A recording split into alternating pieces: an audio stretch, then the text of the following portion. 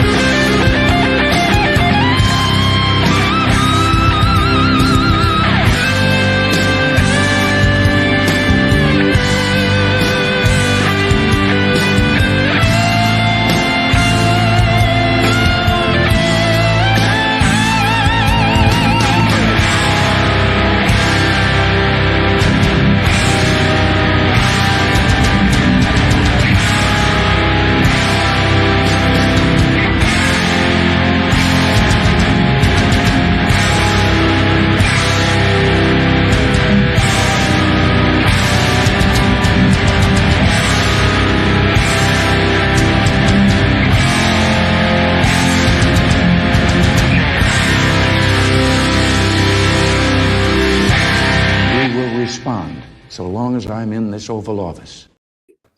Yeah. So what's up?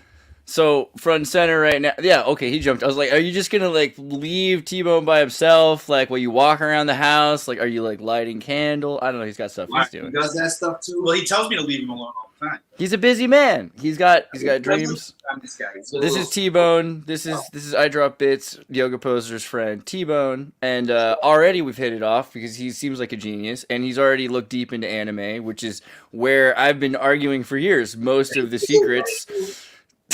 Sorry to interrupt. Go ahead. Yeah, tell us about it. Because you like Gundam, right? And there he goes. I'm getting a headband. I told you. There's a guest on Lex Friedman that wore a headband. He needed seatbelt for his chair. Definition. This is his first time on the show, so you know it's he's not used to it yet.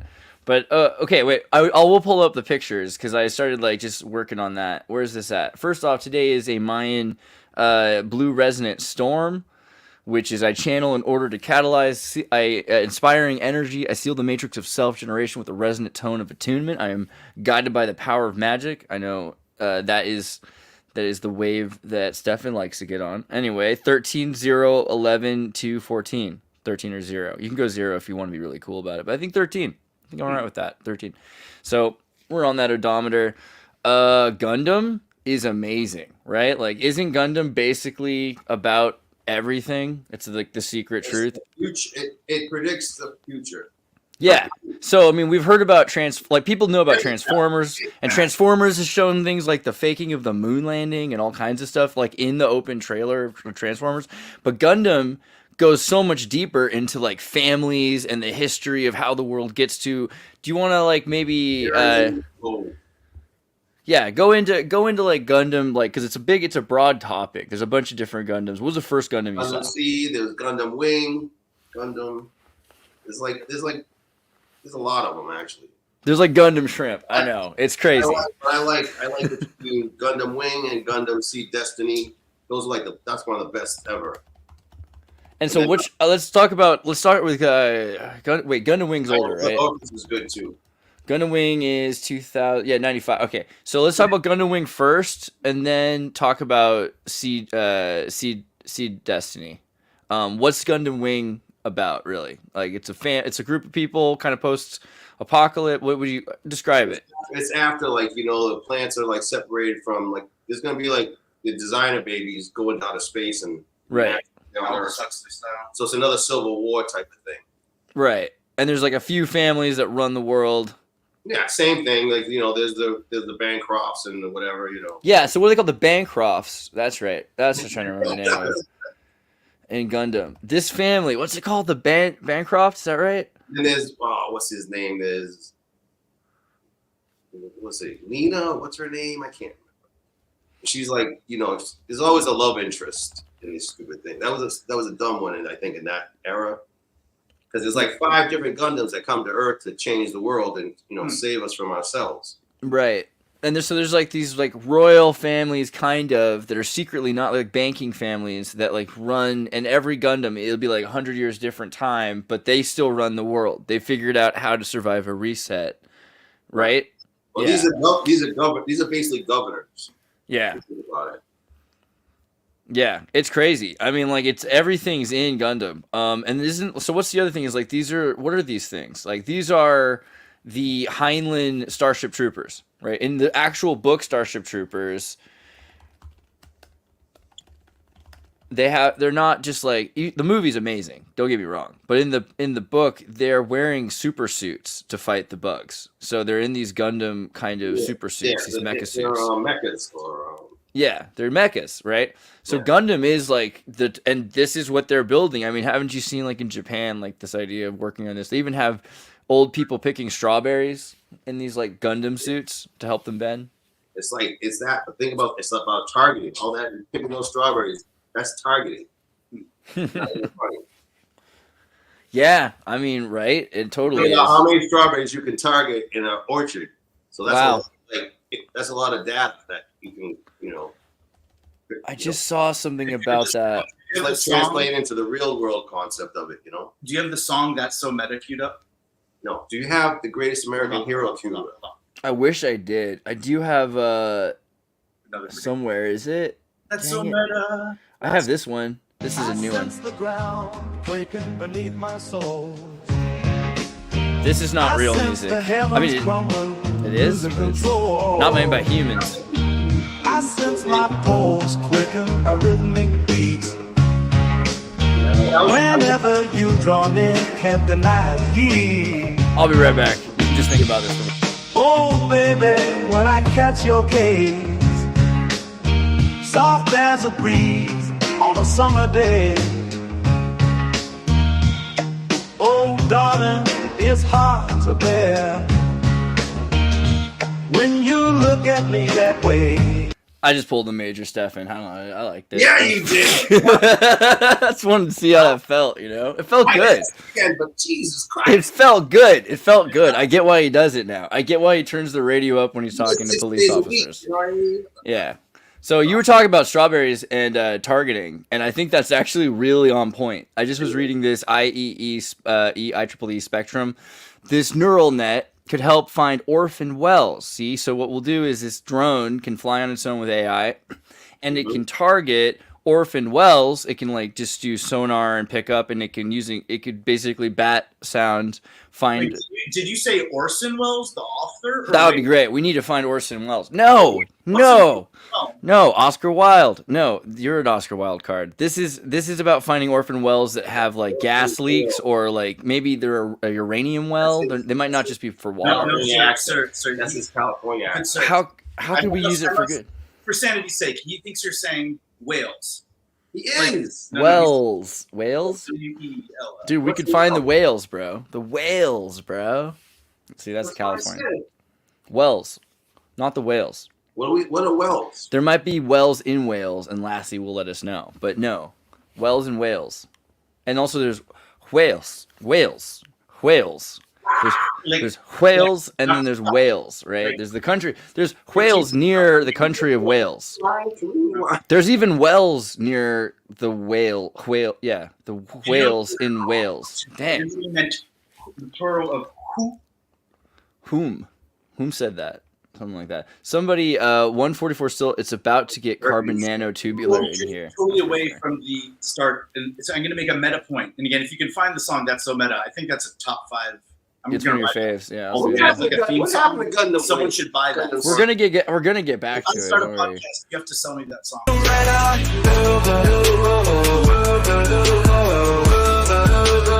This is like ADD cast. I don't know what happened here.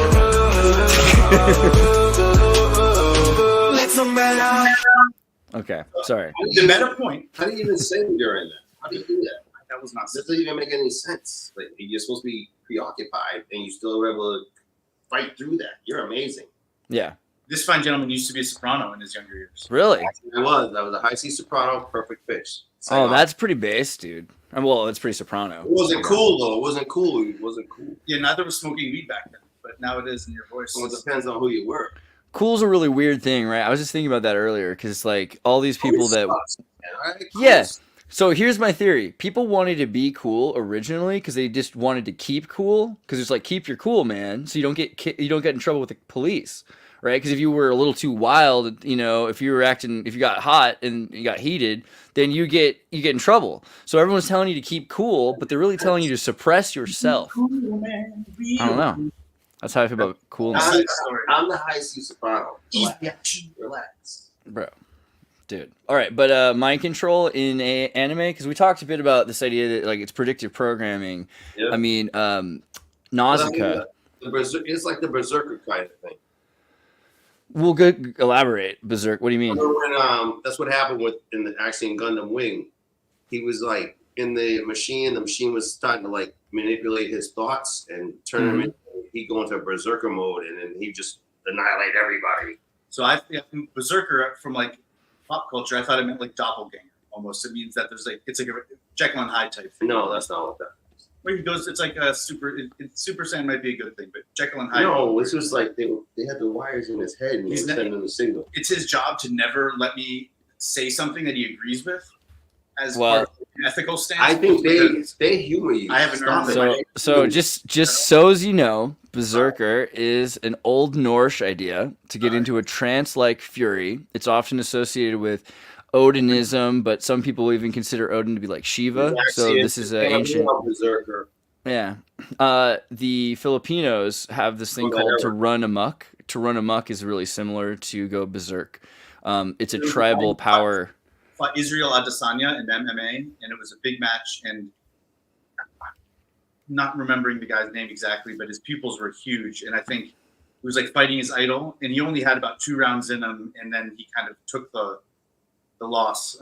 It's someone who before the guy's gonna eat his shield. Wins and he's high. That's the thing, because he went berserker mode and like in the octagon. A lot of time they ate some weird potion, which was like some herbal concoction that was like probably had like mushrooms in it and things, and it's Mario Brothers. Mario Brothers is about this. Sensationalize yourself, like Lion's Mane and Chaga and Rishi. Mario Brothers is nuts. I can't believe that Mario Brothers is like allowed for kids. They're like, don't do drugs, but like play Mario Brothers. Like, what is Mario Brothers? Mario Brothers is the craziest thing. He's like this. He's so. Yeah. When he was like 5, he convinced our 3-year-old neighbor to eat mushrooms. Again, what kids will convince each other, and so they had that was a poison call trip type thing because they didn't know what the mushrooms looked like, but she was very sure that she'd eaten a whole bunch of them because Rob dared her to. Oops. I got a story. My friends and his daughter pulled over the side of the highway. He's like one of these chefs, and he was like pulled some mushrooms out of the ground, and they ate the mushrooms. They cooked them in, for dinner, and they ended up going to the hospital. And it's like, they're the most straight-laced people you know what I mean? But he didn't realize he ate the crazy mushrooms. Why would he do that? Why would? Because like, don't you at least have to be a genius about mushrooms? That's why I don't do that. I think I know so much about a lot of things, but not enough to do that. He'll change Those your are my rating, boundaries. or he works for Harvard, that type of thing. Yeah. See, You like know, not everybody's a real rocket scientist. You know what I mean? So hold on. Still, So like you have to know your limits. You know, I don't know. Like, I feel though. Did you hear that Janet Yellen went out to a restaurant when she was in, I believe, Japan as like an ambassador thing, and she just pointed to something on the menu, and it was a restaurant that had psychedelic mushrooms on the menu, and she had a full-on experience at the table, unannounced or like unaware, and you know who Janet that's the kind of Yellen's thing that said boyfriend is? that's what would solve world peace. Again, she's the Treasury Secretary. Is that it's like Do you know who her the world boyfriend is? leaders would just No. sit down. Who's and your take it. boyfriend? They would understand it. He's this 25-year-old Marine that she got. Like, our tax-paying dollars are paying for this shit. Based. Again, I mean, you know what? Sometimes skip over what I just said, which the might dawning age of Aquarius, bro. Like, I think gotta I would invert it. Sing that. someone in the. I'm talking about Janet Yellen. I'm with you. Yeah. We're on the same page. Yeah, but she's fucking a 25-year-old. What do you want? Oh, you know. I mean, everyone gets upset or is okay with the other. I forget the deal there. We're supposed to be upset with that. I feel like we're supposed to be okay with that. What's the Really? rule? What's the rule? Like Socrates' age of. You can swear. I forget. It's like half plus 17 or something like that. Plus one. I don't know. I forget. What's the Muslim? rule? What the hell? No, it's like some Greek thing. I forget it. Doesn't matter. Shigeru Miyamoto, in my opinion, must have been like on a lot of mushrooms the weekend that he programmed Mario Brothers. That's kind of my point. I feel like he must have known about mushrooms and going into caves and like this is just in like the star tablets, dude. Like clearly, like because that game came out of nowhere, like the Dark Side of the Moon. Like it's just this boom. He just programs this masterpiece over a weekend by himself. He brings it in, and it's the greatest game ever told, right? Like What are the turtle shells then? what? What are the so it's like in the metaphor? What are the turtle shells that he can use as weapons or protection? Are there psychedelic turtles, or is that just You would frogs? rotate around him, and like if you were again an early record, you would find the flat part of the tortoise shell and you would try to carve that groove in. Do you think it's because like he's so Japanese that he just loves turtle soup? You think it might just be like a thing about like turtle soup? The Red Sox are trying to sign someone named Yoshi. Have you ever had turtle soup? I have had turtle soup. One time I was bit by a turtle. I'll just say this: I love turtles. Don't get me wrong. I had a turtle. His name was Gamera. You remember who Gamera was? It was a little feature. Gambro. Gamera. Gammer? Turtle. I thought it was turtles all the way down, not up in the air. No, like Godzilla type of turtle, you know? Oh, Godzilla, turtle, Your big Gamera. head tusk like a saber-tooth tiger. Gamera. Okay. Yeah. Gamera. They had this little boy that used to fly in his palm. It was crazy. Dude, who's your favorite? I like Mothra. You think Gamera or what? Oh, man. I'm going with Gamera then. Told you, I had a turtle named Gamera. I had a little turtle. Dude, that's the thing. Like a turtle can live for 200 years. I don't think you should eat turtle soup. Don't get me wrong. Like No, that's I wrong. hated it, though. But turtles, you know, like they bite you. Like they can Not be heat. all. We're talking about snapping turtles. Not all Dude, turtles. even you're just swimming in Ecuador, a turtle might bite you in the shoulder. It's happened to me. I'm just telling you, you gotta be careful. You don't want to just like think a turtle won't bite you. Hey, life is not bad then if you're getting bit by turtles. A long That's true. leatherback That's true. turtle is just a In your shoulder? Is it I told myself that. How's it get to your shoulder? Was it one of them big turtles? It was a big turtle. It was like, yeah, and it comes and it's like right here. It was so sore. It was like I the figured out worst. how I'm going to get a word in I feel like- edgewise and hand him cannabis.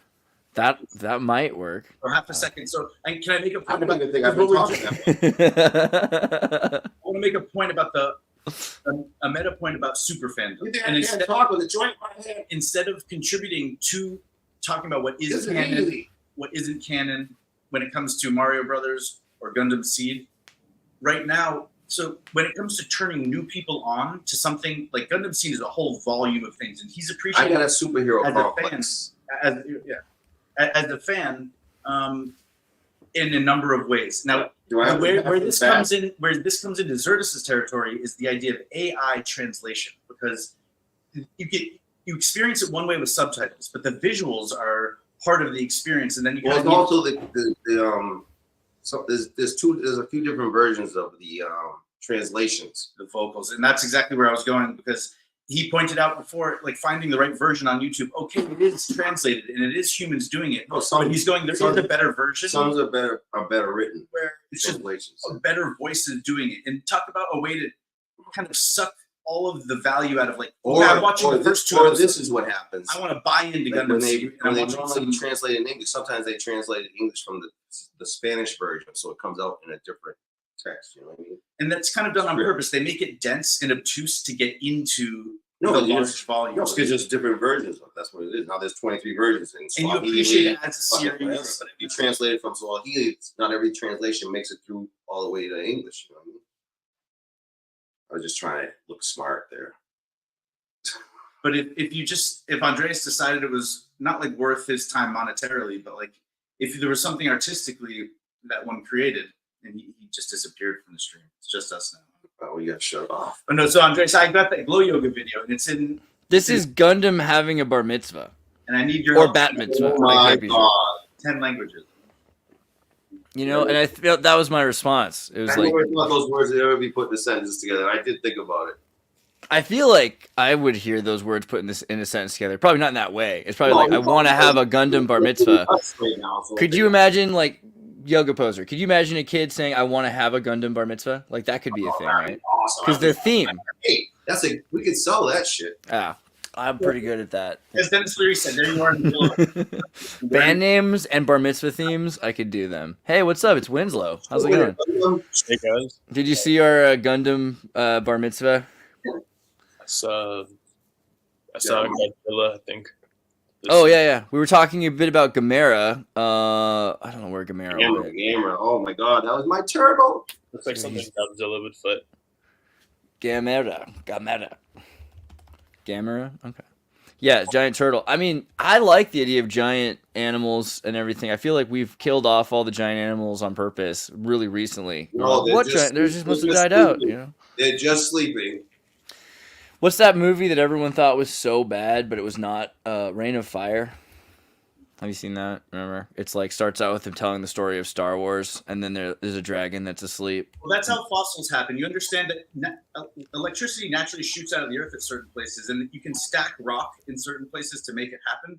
So when you want to fossilize a dinosaur, what you do is you chase it, captured under a rock fall, and then zap it with like 500 million volts of whatever earth energy you can put through it. And then like you hope that when you come back 20 years later, you're not digging out something, you know, like there are frogs that can desiccate and go inside. You're supposed to pass that. I'm supposed to stop. What's that Christmas movie about this? About Santa Claus? Some dinosaurs could do that. And so you put them in, you think you've cooked them to death. And in reality, as soon as they're exposed to water, they like grow 5 times their size. Have you seen Rare Exports, where they find the original Santa Claus? It's a Finnish movie, and basically this billionaire American believes in Santa Claus, and he's got, they're trying to find where the Santa Claus has been hidden under the ice. But the original Santa Claus was horrifying and like ate children and things, and he doesn't understand this necessarily. He started to realize it, but he still doesn't care because he loves Santa Claus. So all of a sudden he unleashes Santa Claus on the world, and luckily there's there's this one boy. There's one good boy in Finland. You know, it's a great movie. I recommend it. It's only in Finnish. But Sounds like Captain America. Except it's like Finnish boy. I love it. It's good. I mean, Gundam's cool because it's all about like mind control, and it's about like the resets. That's the thing that really got me with Gundam, because like every generation is an economic, financial reset. The entire society is erased itself because it's put everything onto a digital medium, and it's like we don't really remember what happened before the internet or after, because the internet's gone after we lost the internet, and then so there's just huge gaps in their history, but they kind of have inferred it because they've got.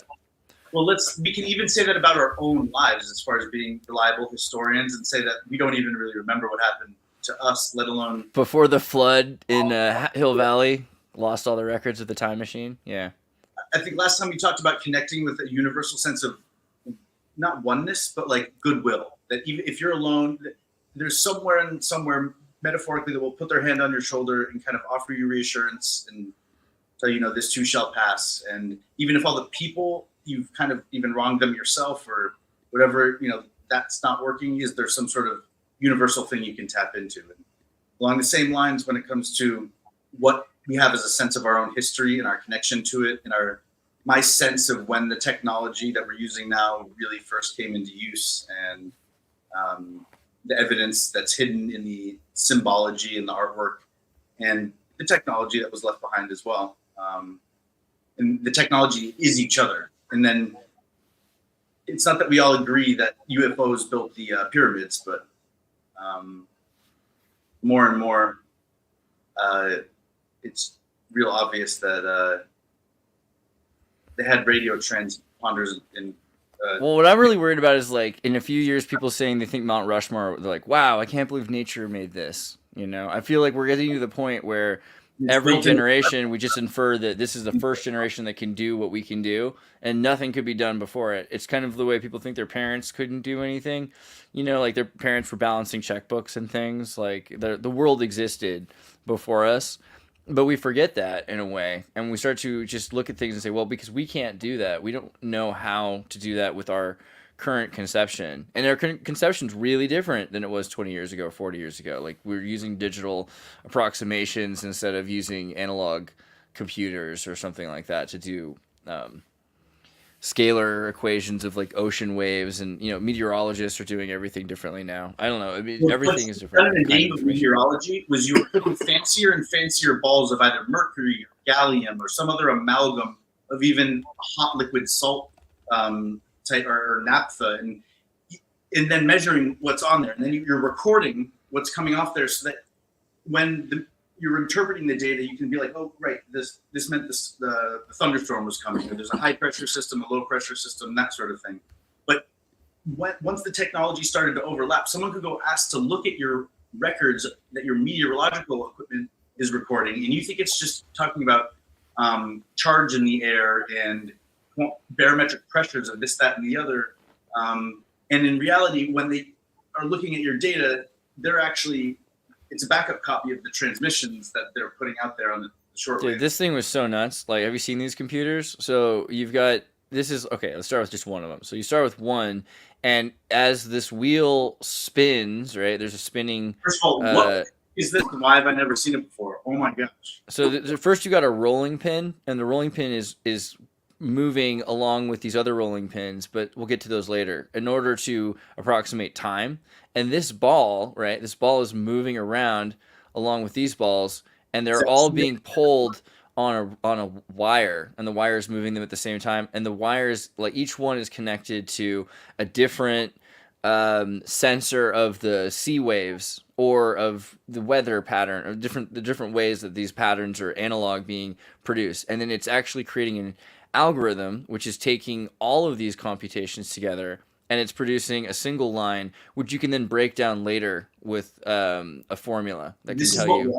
Wall Street used to have a readout like this with dials up on the wall as well. And at first, it wasn't just for financial and banking things; it was the actual pressure gauges in the Con Edison system, and feedback warning mechanisms and loops. Yeah, I mean, like, having these analog computers are probably going to become more popular again in the future as we realize they're important. In Winslow, are you as amazed by what you just saw as? I'm biting my tongue. I'm still wondering if there's any Gundam and Transformer crossover. Dude, there has to be. We'll have to do it. Here we go. We'll do it right now. I'll create something. Like anti-Scythia? Yeah, that's in the question. Antikythus. But it's about long wave and short wave radios. And no, we're talking about what's that? Here again, to continue to root it back to Tartaria and the architecture is the idea that always has been, is by the time you convince yourself in and out of the idea of when they did discover what's evidence, you realize that the buildings themselves, due to the photoacoustic effect, by accident, eventually you would make a cathedral in that shape that would send out shortwave radio type stuff. And the same way, if you have a power transmission line and you put data over it, the power transmit, you don't even have to have it looped in any fractal. You're now broadcasting. You think you have a secret communication through a wire to something, and just by the very nature of the way a lot of electromagnetics, it's called broadband via power line. And when you plug your phone in, why do you think it has so many pins on the bottom? All it needs is 2, right? No, but it's because it literally can send data. Every time you plug your phone into the wall, most likely, there's someone on the other end who can download everything your phone has done since the last time. Oh God, that was the thing that was why that machine was so interesting to me a few decades ago, because the analog computer could get all of the different signals from phone lines, and it could do a range that you could compute like which signal and pulse was coming from which phone line later, and you could actually break. So they could, in a really simple math equation, compress all that data, and then later they could go back and they could have every phone recording ever. They could then project that as a wave function, and then like listen to it. It's like, oh my God, like math is cool. You weren't listening. You just found this stuff. We just wrote down the wave function of what you did. That's how they That's chill, right? Yeah. We're through another process, and then we can't. It's not the same thing. Oh, dude, is this a wheelchair version of the Transformers? And what? I feel like that's where we went just now. Antikythera formers. Antikythera formers. Gundam Antikythera formers. That's what it is. So, Andres, if you go back there, what the image is implying, what I think the AI is trying to say, is that if you take I think like a 15-pound circular weight on the end of a barbell and you get it spinning very fast, you can lift it with one hand up and over your head in this rotation motion where something about the gyroscopic motion of it literally cancels out gravity and translates it. It really wants to rotate in your hand. So this is a halo. You can lift it 10 feet off the ground, whereas if the thing on the end is not rotating, you can't even lift it an inch off the ground with leverage or. So when he's gears, I like sitting that. on a bar, in the end, the thing on the end there is spinning really fast, and it's processing. He's like on a little ride, a little merry-go-round. Bank SOSUS sound surveillance system, as requested by Corey Anderson. Nod, nod, wink, wink. Was that a sound effect? Who honked? That's just reality, bro. It's just so. It's don't make me do it. You should say you trained your pet dragon bird to make that noise. Oh man. Sound surveillance system was the original name of a submarine detection system based on passive sonar developed by the United States Navy to track Soviet submarines. The system's true nature was classified with the name and acronym SOSUS, classified as well. The unclassified name Project Caesar was used to cover the installation of the system, and a cover story developed regarding the shore stations, identified only as a naval facility, NAVVAC, for being oceanographic research. The name changed to Integrated Undersea Surveillance System, IUSS, in 1985, as the fixed bottom arrays were supplemented by the Mobile Surveillance Towed Array Sensor System, SIRTUS, and other new systems. No, what's it called again? How's it spelled? SIRTUS? I feel like they should have put the I at the end, because it would have been USSI, and USSI would have been cool. Like, check out our USSI, but Integrated Undersea Surveillance System, or the Sound Surveillance System, right? So here's the thing: we think it's easy to listen in by like pointing lasers at windows. Or we something can like see that. with sound waves. If you're in a submarine underwater and it's not, it's like on purpose, just thin wall, right? In theory, and if you're in a submarine, you should be on purpose. If there's radio silence in certain frequencies that sometimes get beamed in and out of the layers of salty water and the thermoclines, but if those are all off and there's someone in there, you can basically, it's like broadcasting everything. It's like on every frequency all at once if you pump it in the right way and it's the right shaped tube that they're in. So if a woman was giving birth and just like screaming bloody murder for like 10 hours, someone thinks that it's like a hack. It's a Max Headroom type thing where thermocline. Everyone's trying to like find their channels, and when they get to their channel, there's just someone like screaming bloody murder, literally just because they're. Yeah, but that's just the American thing. Y'all heard of KM3net? The cubic kilometer neutrino telescope, the European version. This thing, it's an infrastructure system located on the bottom of the Mediterranean Sea. It's basically like deep sea CERN. It's like the CERN Sea. See, I wonder it's a CERN recognized experiment underwater. When I was little, I had a little stuffed animal that would talk back to me, but it was in muffled tones. Okay, and it was some sort of simple loop where you would go, I'm not getting but I wonder if it does that to dolphins, and it's like degrading their language actually, because instead of talking to each other, they're trying to figure out what's clicking back at them, and it's actually clicking back at them in some degenerate, I'm out of the submarine, non-grammatical form. Dude, what the heck is the deal with the K3, the KM3 net? Like, what is it doing exactly? KO3 net? No, the K3M, the KM3. Sorry, I keep getting that. KM3 net. This is the underwater CERN project that has, it has like neutrino detectors in a net, a big like algae forest of neutrino detectors, right? This is like Twister, but underwater. It's like the weirdest. Well, when water forms into ice under pressure, and the water itself is really high densities of dissolved ionic solids, you end up with something that we would call ice. But if the iceberg actually rose to the surface right away, it would probably almost instantly sublimate in off gas enough to if flood 100 square miles with something that if people were trying to breathe air on a ship in that area, it wouldn't work out so well. Or if it made Julian Felsenberg says CERN was able to pause the Earth magnetic field for 6 hours. Is that true? Do anybody know about that? Has anybody heard anything about that? pause the Earth. Yeah, and that's the idea, is measuring it, and the idea that a sensor goes off, and then what the F are we going to do about it anyway? It's like with the pandemic, if something's coming after us that's smaller than a wavelength of light, and that's what's going to take down humanity. The virus has no color. That's an interesting idea. I get. No, this isn't from CERN though, is it? What? I'd love to see anybody who has anything on that. That's the idea. Yeah, Elon would say we got to go to Mars. I mean, I've been watching a lot of Nima Arkani Hamed's like math work, and it seems like we need a lot more energy to create. I mean, granted, like that's a concern. Like we could create a larger black hole, and there could be larger problems. But the I don't think we're creating large enough black holes to actually cause that kind of damage yet. So if you took a cubic centimeter of plutonium and put it in the middle of a baseball field, it would last a long time. It would just sit there. So now, if it'd be a horrible thing to do in a baseball field. It's like in some like really, you know how in one of the Marvel movies the people like glowed red from the inside out. Plutonium is so angry. 1 kilogram of that what happened to you? Of plutonium is like 650,000 pounds of coal. Yeah, it's hard to understand that it's that angry. It'll sit there just being that angry for that long. You have to surround it by all these fluids instead of cooling it with water, because it literally explodifies the water. It turns it into hydrogen and oxygen gas, which then explodify themselves again once because it's so freaking hot. And it's kind of the idea when you're moving the vaccine, it needs to be at like negative 80 degrees. So they're building these envoys and that's the same way you move nuclear material, let alone how do you move a pound of plutonium? Let's say that's what the reactor's built. You spend $500 trillion bazillion dollars. All the smartest people, they build like 100 reactors to accept a kilogram of plutonium. How the heck?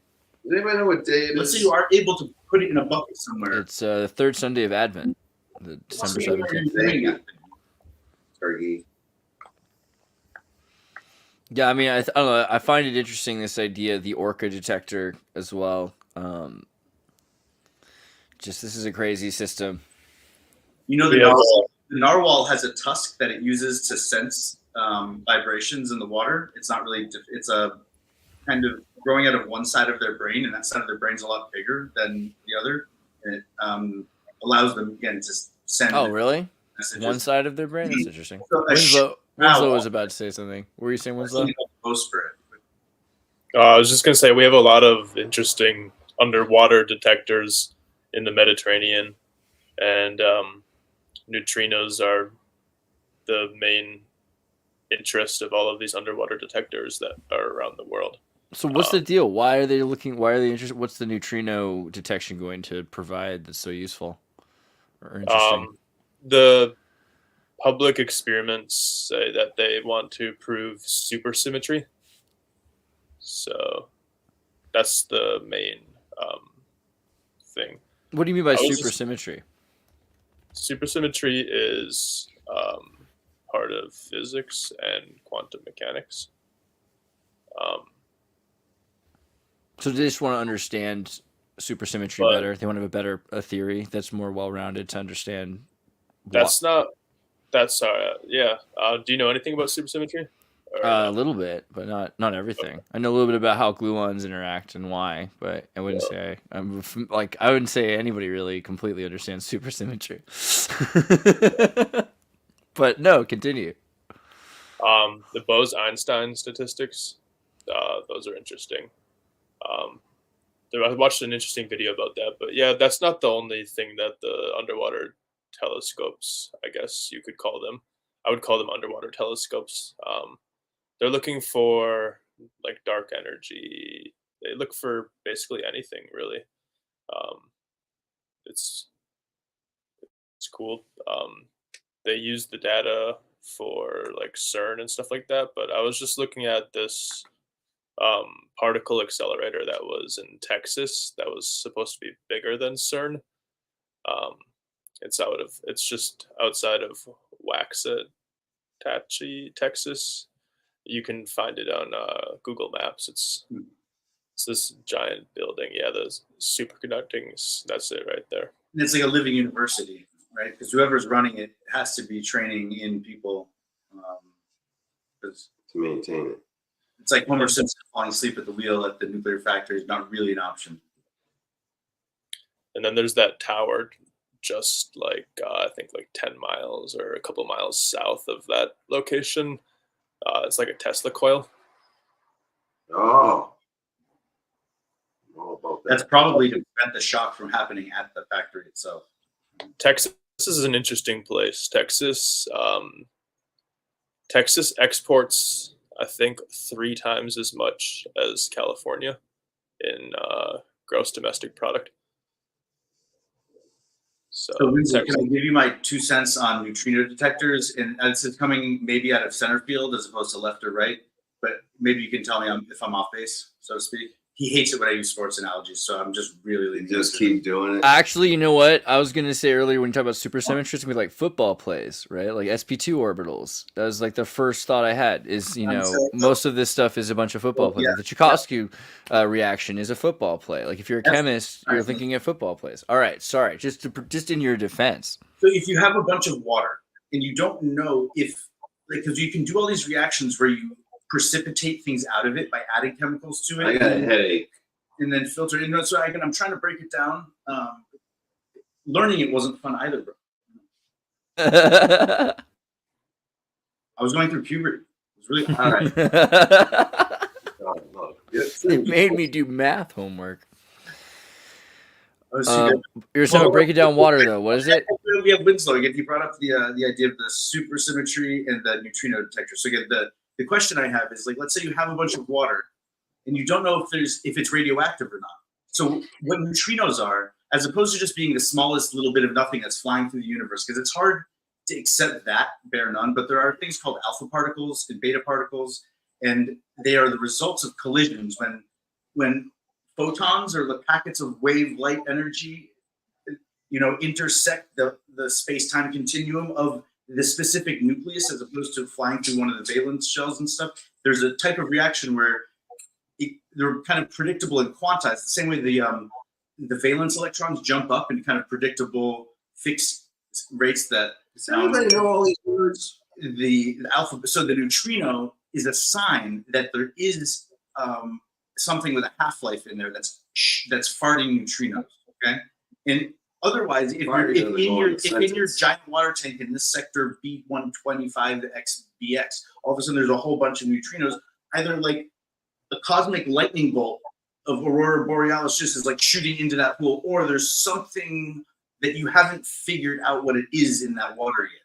It might be in some sort of weird polarized high state where it's either who knows, buffers and catalysts that somehow we don't have the reagents, or because again at some point chemistry. Yeah, we haven't quite figured out potential energy.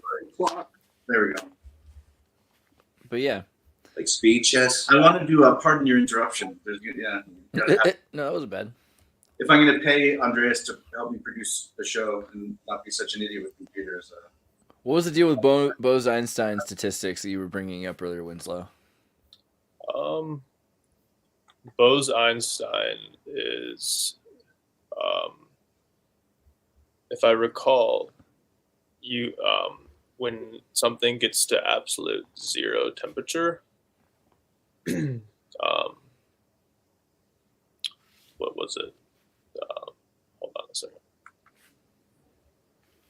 I wish that ChatGPT was good enough so that when I'm asking Winslow that, it should be able to respond to what I just said. It's not quite, so even if I'm live transcribing it. Or E of I, the occupation number, the number of particles in state I, G of I, GI is the degeneracy of energy level I. EI is the energy of the ith state of, was that phi? No. U.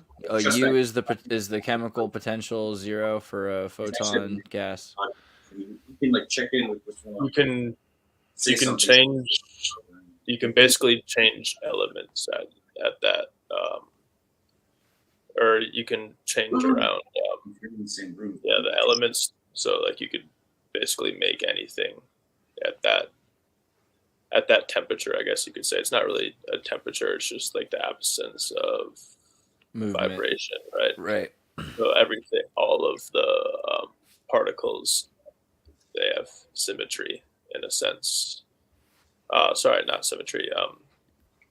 You can change you can change the particle lattices to create whatever chemical you want, whatever chemical bond you want. So, like potentially, you could make aluminum into like gold or something like that.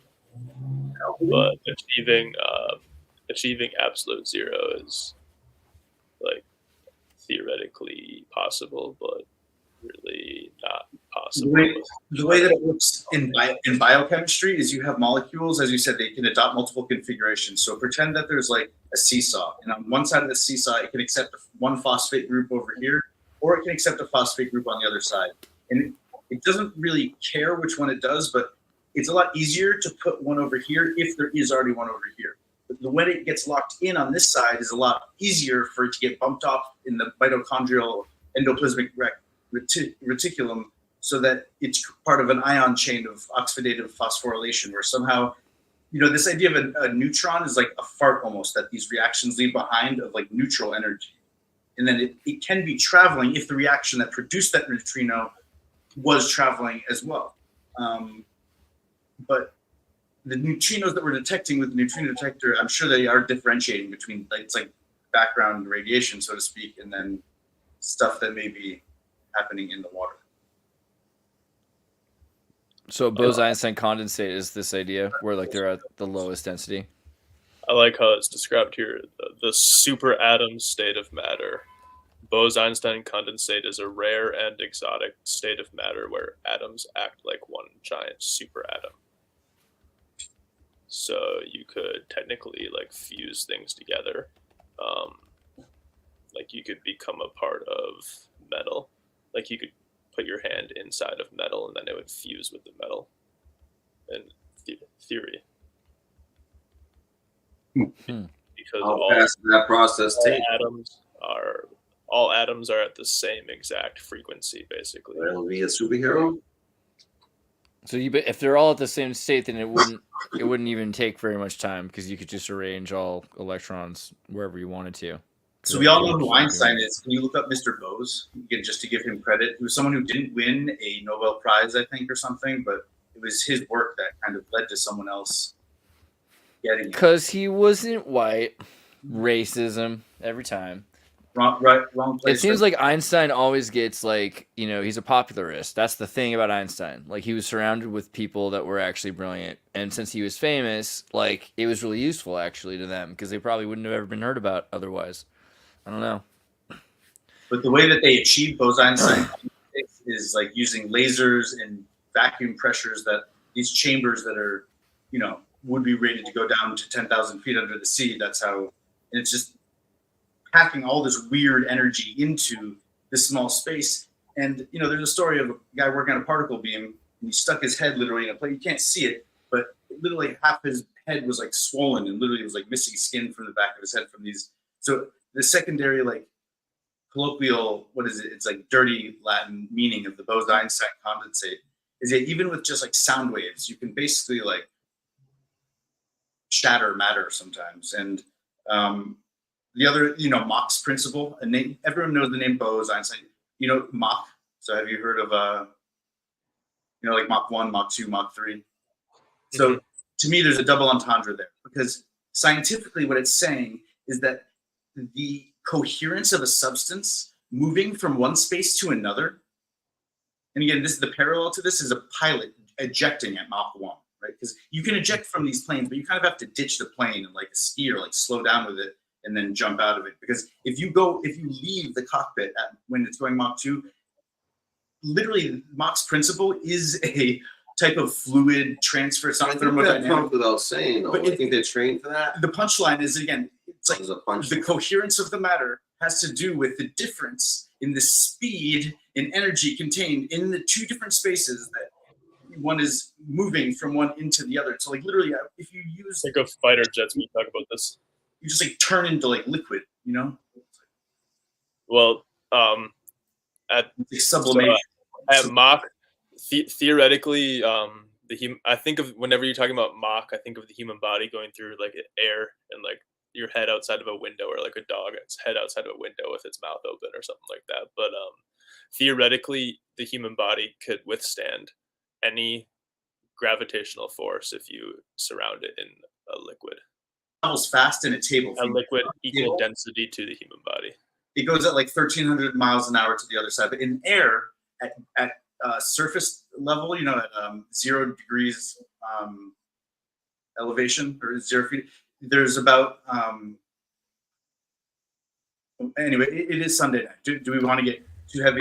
Mach did say that, when asked about astrology, he said that I can't imagine that these giant bodies don't have an effect on us, right? I think that was pretty interesting or profound.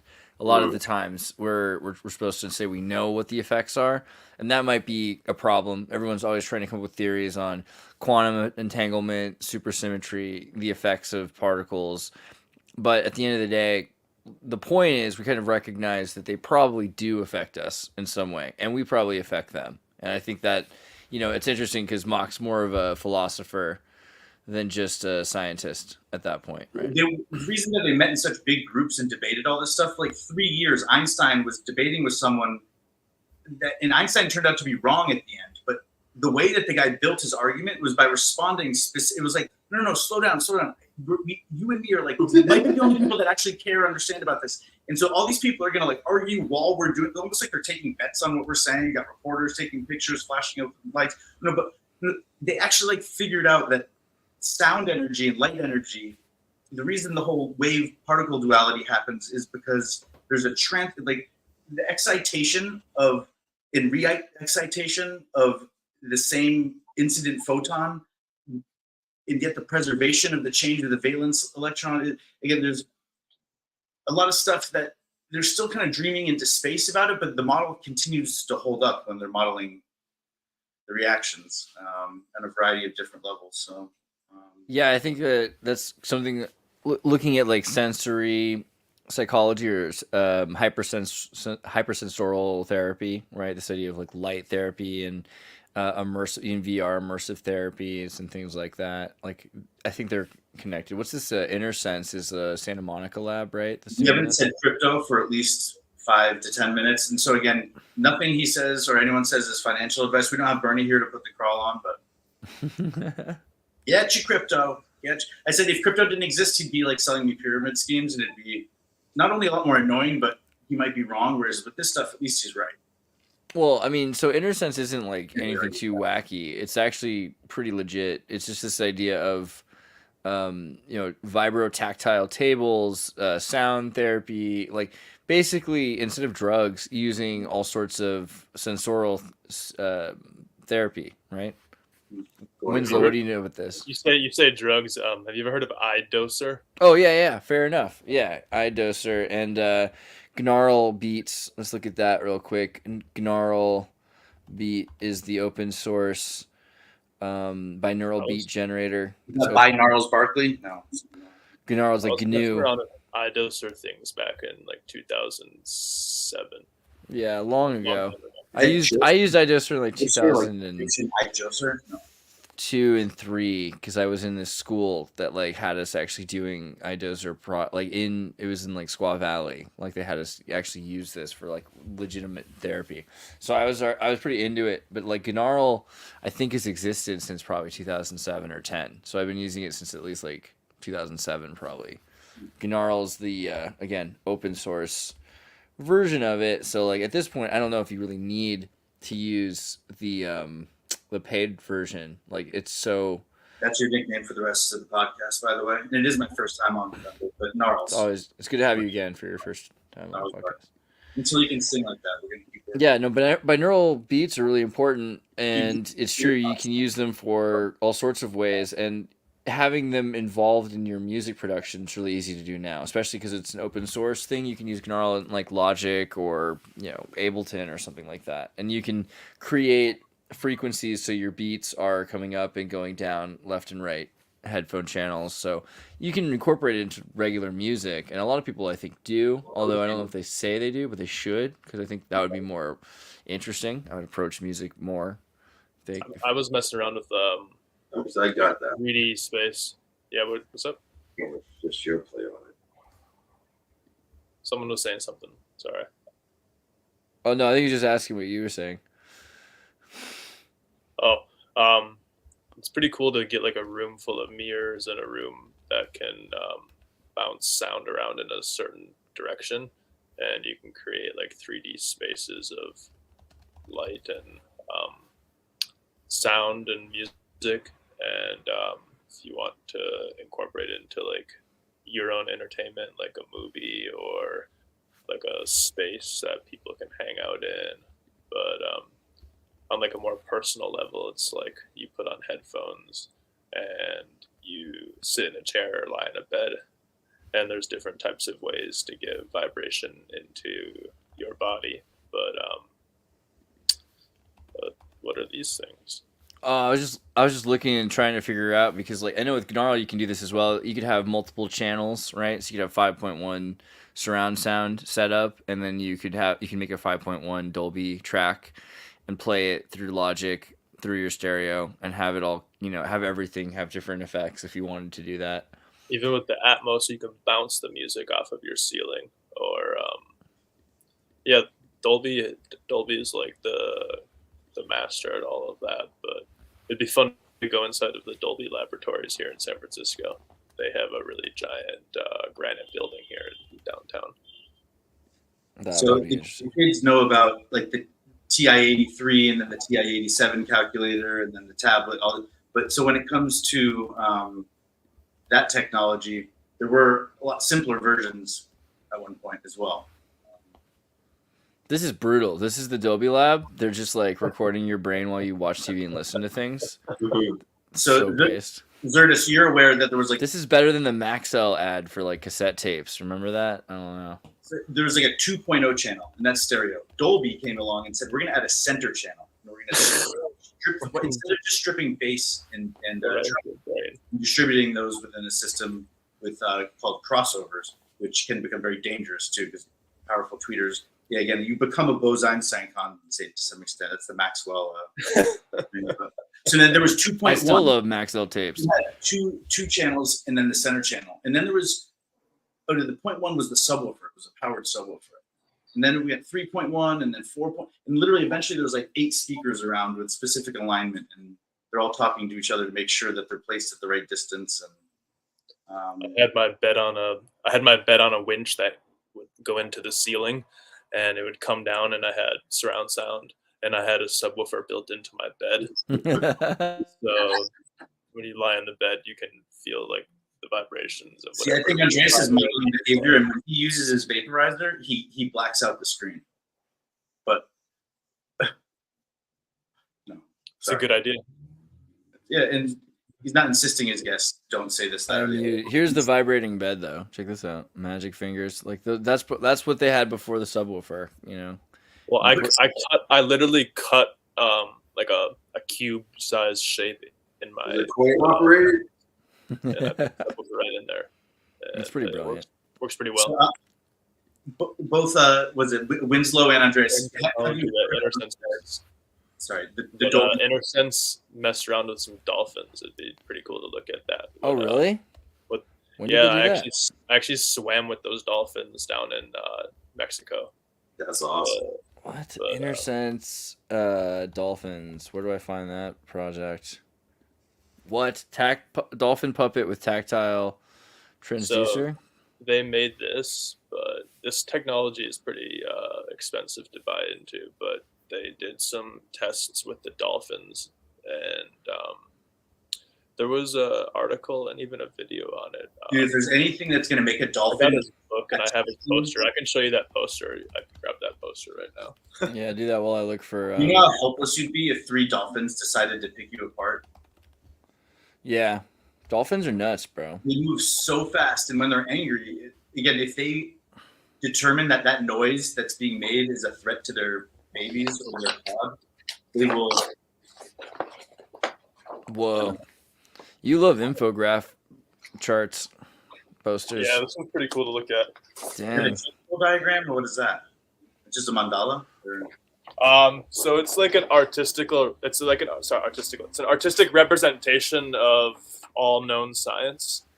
So it's a cool, like, just thought-provoking thing to look at. It. It's in I a think it's prolific. way to See, represent time, and there's the duality on everything, and it's set up in a specific way where you kind of can learn about the universe or the human body or like how everything's connected through vibration, and it kind of spreads out through the quantum clock of time, and it's organized by like vibration, but it's set up like a clock.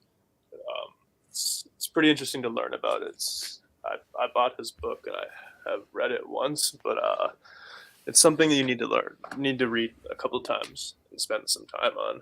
But Well, imagine being able to take all of the principles of, say, the Egyptian mystery schools and Confucianism and Tibetan and all these, again, monastic traditions and distill them down into a yantra. Because that's essentially when you have. Did you print that at a local print shop, or how did you get it onto such a large format? I bought it. It was I paid $300 for the poster from this guy's website right It's here. like a high quality print. Dude, when he doesn't buy cocaine, he can spend It's- money on posters. Yeah. It's in 3D too, so if you put on some 3D glasses, it pops out. Oh, that's pretty cool. Yeah, I like that. yeah. That's pretty And sweet. so what I heard, that the mythology was that our generation will experience divinity because they don't have belief first. So then they have to have some sort of religious experience that gets not just like faith and like you need to cling on to something, but like connection with Mother Ayahuasca, so to speak, but like on the level of complexity of that drawing that you just kind of, or that, three-dimensional, multifaceted, multicolored yantra. It's called the name of it's pretty cool. I mean, But so the people that created the religions, that created the artists, that created and the culture that created those types of things, they were the ones that understood, that designed the shortwave protocols for how to send transmissions through different bandwidths, and they just saw the world in terms of frequency and vibration, and they almost like had to have OC. It one thing to go to engineering school and learn all these forms of calculus or this, that, and the other, but when you're building that stuff, and then you're put in charge again of building it from the ground up to be secure. I got a mouthful for you. That's Elon's battle right now. I have a fractal water ultra imploder vortex magnetic system, but yeah, this chart is almost like a blueprint, but there's like spelling mistakes on it. But it's called the absolute scale of relative cosmic reality, and it looks like Andre. Okay. Is this a water purifier? What? Yeah. That's funny. He went to go get water. Yeah, it's called a fractal water ultra imploder vortex magnetic system. No, And I it's pay $100. And it basically you've got like a water line right in your house, wherever it is, like your sink, and it puts the water through the water line, but it like twists the water in a certain way through that it creates oxygen Vortex. in a sense of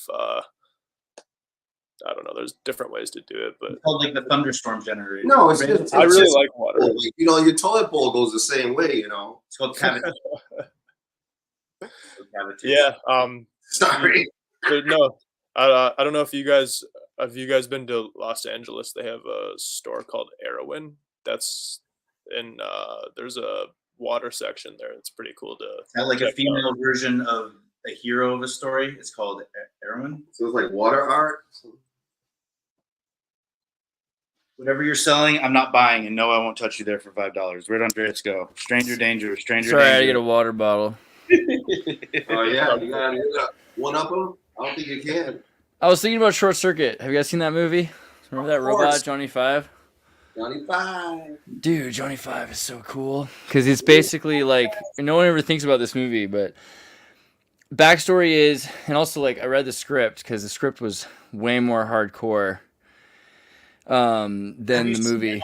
That's what people had feelings and emotions. Have you seen the back? Well, the whole movie is about this robot who's basically, he's a military program, you know, like they're called Saint, like strategic, atomic, Johnny Five or is strategic artificial intelligent nuclear Terminator, something like that. I forget. What year was that? he has no strength. 86.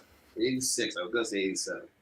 88 is the sequel, Short Circuit Yeah. 2, which is arguably better. But I mean, they're both important movies. It's like a military thing. The military made these like evil things. It gets struck by lightning. He loses his memories. He has AI only. So all of a sudden with AI, he has to learn everything. He goes around the world, figures out everything, and he gets to become sentient. And he realizes he does, like, killing is wrong. And they're like, who told you that? He's like, I did. It's like, I'm a person. And they're like, no, you're not. Like, yes, I am. They're like, who told you that? I told me that. They're like, I am alive. Johnny number five is alive. It's so brutal. And like, this is all happening right now. You know, The story between life and Sounds death. like the kids' version of that's Wall-E. You know, yeah. how everything's a parody on itself, like Buzz Aldrin, but like Roe v. Wade was like the baby that you're leaving to die on the table will quit rowing its arms or kicking its legs first. Don't go away from Johnny Five. Roe Come on, v. Wade. let's get back to Johnny They would Five. bet on All time is happening at once. It's so much Buzz more Aldrin, than Buzz Lightyear, hold you Buzz- at least once somehow. My stupid sense of humor. Sorry. It happens. You know, clocks right once, twice a day. But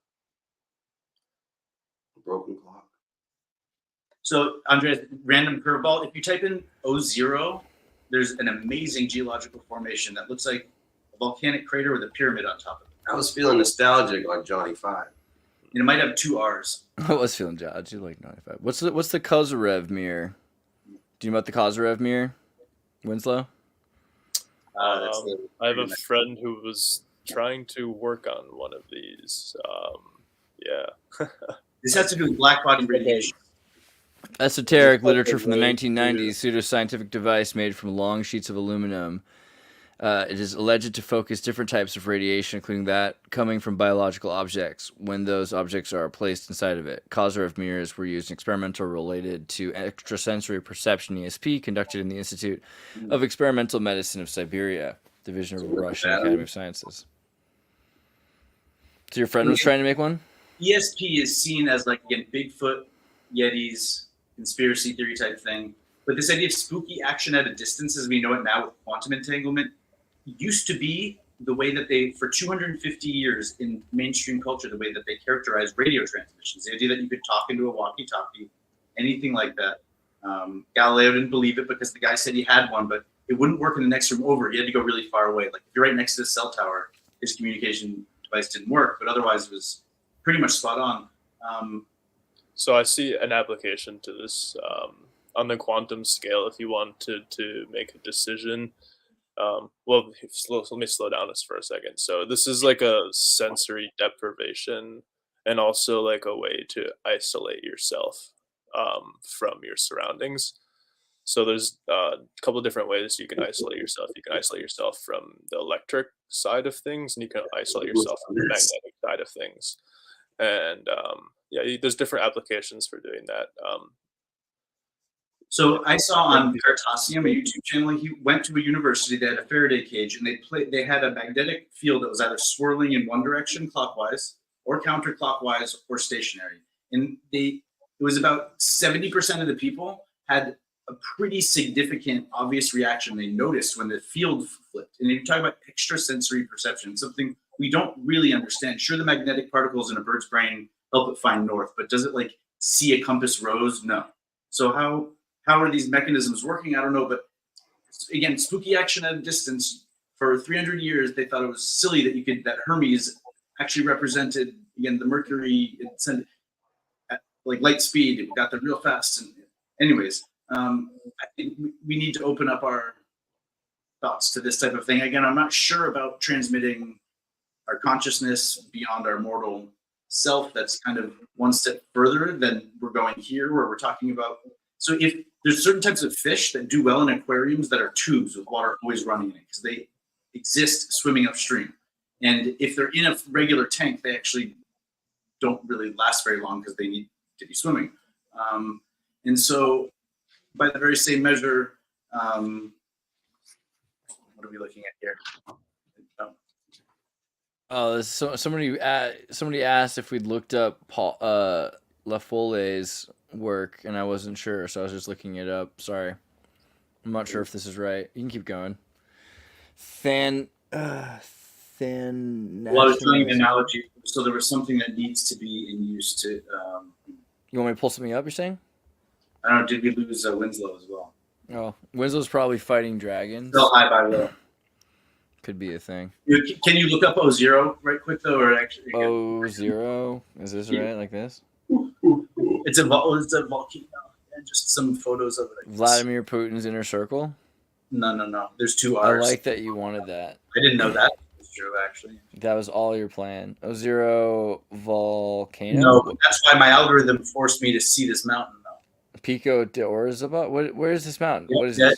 And then get the aerial shot of it. You get This is it.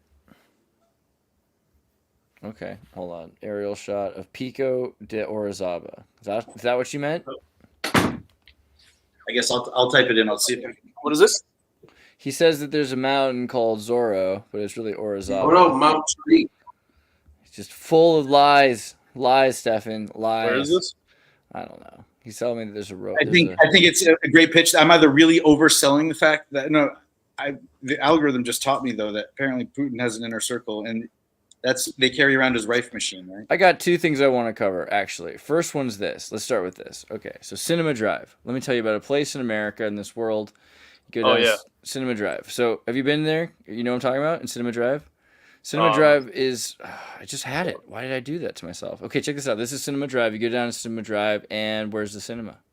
There's no cinema, right? Here is Crosspoint Church. Clearly, this used to be a cinema, but it hasn't been a cinema in a long time. So one time this kid says, turn on Cinema Drive. And I realize that this is lost, but also that the future, because there's no cinema, and kids don't even, what do you explain to them what a cinema is? Like, they don't know what a cinema is. Like, it's not going to exist in 20 years. Like, oh, you mean like going to the movies? Like, yeah, people used to go to the movies together. Like, in a bus? Like, it doesn't make sense. So people are going to be very confused about words like Cinema Drive or anything else like that. Like, words that have nothing to do with anything. They're going to exist in 100, 200 years. We're going to have Cinema Drive. All right. So then I see this dude. He's got this video, and it's like, what if the Universal logo was real? And I mean, like, literally, like, what if, like, the logo that you see, like, what if it, like, covered the world? You know what I mean? Like, all of a sudden you had this giant, you know, so he maps it out. Like, let's say there was the Earth, and then there's this, like, you know, what we understand to be the weight of platinum or gold. If this was solid, like, what kind of pressure would that cause? You know, how close would it be to the moon? Because you have to understand how close the moon is. And he does all the triangulations and realizes that, like, it would cause, you know, chaos, complete chaos, right? This would, like, pretty much end the world. If a giant universal sign like Saturn came across the world, it would just destroy everything, right? And it made me realize, like, how literal humanity is. Guys did a physics simulation on just that, on what the U would do, and mapped it. Cinema Drive is near the Scientology city area, right? Yeah, I think so, in Santa Clarita. So the idea, George Bush was, I think he said when he was flying over the United States, he saw 1,000 points of light or something. And it was something that I think a Chinese emperor had said about his dynasty when he was. So, but infrared radiation that's coming up off the Earth, it's re-radiating. So, you know, the black top, or, you know, even water re-radiating the heat. by the time you're seeing it from really high up, it's the idea that it's passing through and then it's either hitting the nucleus or it's missing. And the more matter that it has to go through, the more likely it is that even the infrared is going to get bumped down a bit or bumped back into the visual spectrum, into red, where we can see it. So it looks like there's sprites. This idea of like a bowsprit is the mast on the front of the ship, like the narwhal has, and that's where the St. Elmo's fire would shoot off and stuff. It's like a type of, it's like if you don't degauss it properly or something. That's how you get them. Infrared is very important. The FDA, they proved that infrared light can increase your recovery rate by 30%. So Dude, go on. This is I was just gonna say, like, this is like the ultimate evil bad guy. You have to use infrared light. Look at that. That's what you do. That's what you remember in Spaceballs when they go ludicrous speed and it goes like fractal. Do you remember that? Ludicrous What's that guy's speed? name? In what? That cartoon. Oh, this is Tekkaman Uchi no Kishi. This is like, unfortunately, like my greatest upload ever. Winslow, have you seen Spaceballs? Have you seen Spaceballs? No, not my Spaceballs? It's been a long time. So there's a scene where again it's a one up on 2001 where they do go like warp speed, and there's some like when you're sitting in full screen to it could give it's like borderline epileptic type stuff. But what if that's what it is really like? And again, Andreas, I don't know if he's still listening or no. When you're traveling the speed of light, No, I think that from the moon we might look like a pale blue dot, but when you're halfway there or a quarter of the way there because of the Van Allen radiation belts, we look like the sun. And then when you get lost in your sensor, it looks like you have to dive back into the sun, and then you get within the realm of this glowing orange-red plasma field that is the Van Allen radiation belts, essentially. I'm pretty sure Winslow was about to say something. I was just talking about infrared light and how you can basically reflect it back into your body for improved health. And there's a patented fabric called cellulant, and you can buy clothing or you can buy whatever. My blankets not only keep the heat in, but it's like a fire blanket, something that's a 16th of an inch thicker, even a 16th. I've survived some crazy situations with Mylar blankets. That's the kind of stuff Goku wears. It's better than wearing a space blanket. It's cellulant. It's got 13 minerals woven into it. It's CELLIANT, cellulant. And how did because again, if the Mylar is like 98% efficient, you're saying that the extra mineral will give it like 99% efficiency? Because a blanket is like 12%. Basically like a Faraday cage for infrared light, basically. Whoa. At Walmart? Okay. Is it at Walmart? Walmart does have some good hold on some spaces. Wouldn't that be another luxury thing Walmart has is you can buy water that the Queen of England bought out for a long time. So when the monarchy buys a water, they basically make it so that company cannot sell water to anyone but the monarchy.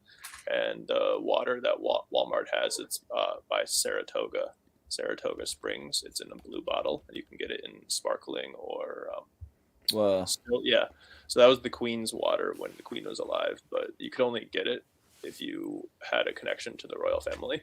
And the reason why I liked it is because I swear it made you feel good when you drink it. It's Okay. hard to describe, you're walking head It's first connected to the royal family. a myth, or a legend, excuse me, not a myth. So there's a legend about how all the people are sure that their well is poisoned and tainted either with soma, something that's controlling them, so they insist on finding the king and where his well is, and then they don't let him drink from it. And it turns out he at the end he's the only one that's living because it wasn't madness that was spreading. Who's connected to the royal family? I want to know. That's the thing about the Bible, though, is the Bible says don't share your water. That might be a If cool story. you've ever heard of that, but I guess that's something in the Bible. What's your question? Sorry. Who's related to the royal family? Who's getting this water? Well, now they're saying that she just, since she's dead, she doesn't care anymore, so she doesn't have to have Well, all of that's it. why you're able to get Well, cases. Now anyone can get it on Amazon. You could get it. You could get it through Burberry. Oh, of course, Burberry.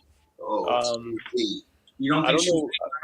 that's I why don't they like made friends with India so that they could get that technology. I think this is more proverbs about monogamy. Don't like share your wife, and don't share your wealth. The Dalai Lama, they would take That might be like the Tao, you know. being relative as a child and put his brain in it, and they're like, eventually he was like, no, guys, it's still me. 200 years later, he's like, I remember all the prayers. You didn't teach him to the kid, right? What about like ancient people with better teeth? So like everyone used to have perfect Yes, teeth. I know that one. You know What's why? up with that? What's up with that? It's because our food's so broken down. Like, our bodies used to do everything. We were perfect. And then our food gets, polished and our teeth don't have to do all the work. So the saliva that we used to, excrete back then used to do a lot more work. And as far as clean, you didn't need fluoride and all this other bullshit. They didn't have toothbrushes. So shouldn't we just have kids like chewing on leather belts or something then? Like some supplement so that they can keep having their sugar powders, The idea that you make it late into life, that's a major something like that. Yes. But, that was the answer. Victor Schauberger might say like water memory also, just like that we're breaking down. No, our appendix used to do something too, Remember, our ancestors were the ones who tamed the dogs. We inherited What did our appendix used to do? They got their faces bit off all the time. There is a picture of the inside. That's pretty So cool. this is kind of like a Victor Schauberger water spiralizer. Yeah. Is that what that's for? Fractal water. Is that the same thing? Well, I mean, fractal water is supposed to be really important because we basically put our water through a Holocaust. It's like shattered. It's been traumatized a lot, and then it's shot back and forth. And you break it down. You're breaking it down molecularly. Yeah, trying to break it, put it back together. Water is treated. Before you drink it, oh my God! Hope it doesn't blow badly. Wait, sorry. What do you say? Water is mistreated so badly in our society and the way we use water. There's so many things to talk about, but the basically the touchstone of the conversation is that water is in pipes, right? And we transport water through pipes to get to our houses, to get to wherever it's going to be bottled. But if the water is in pipes, it cannot be accessed by the water cycle. So Mother Nature, or our natural ecosystems, our environment suffers from the water being underwater. So something I want to see in the future is I want to see reservoirs of water on top of buildings instead of in pipes. A different design of our public water system would benefit nature a lot more. If we could have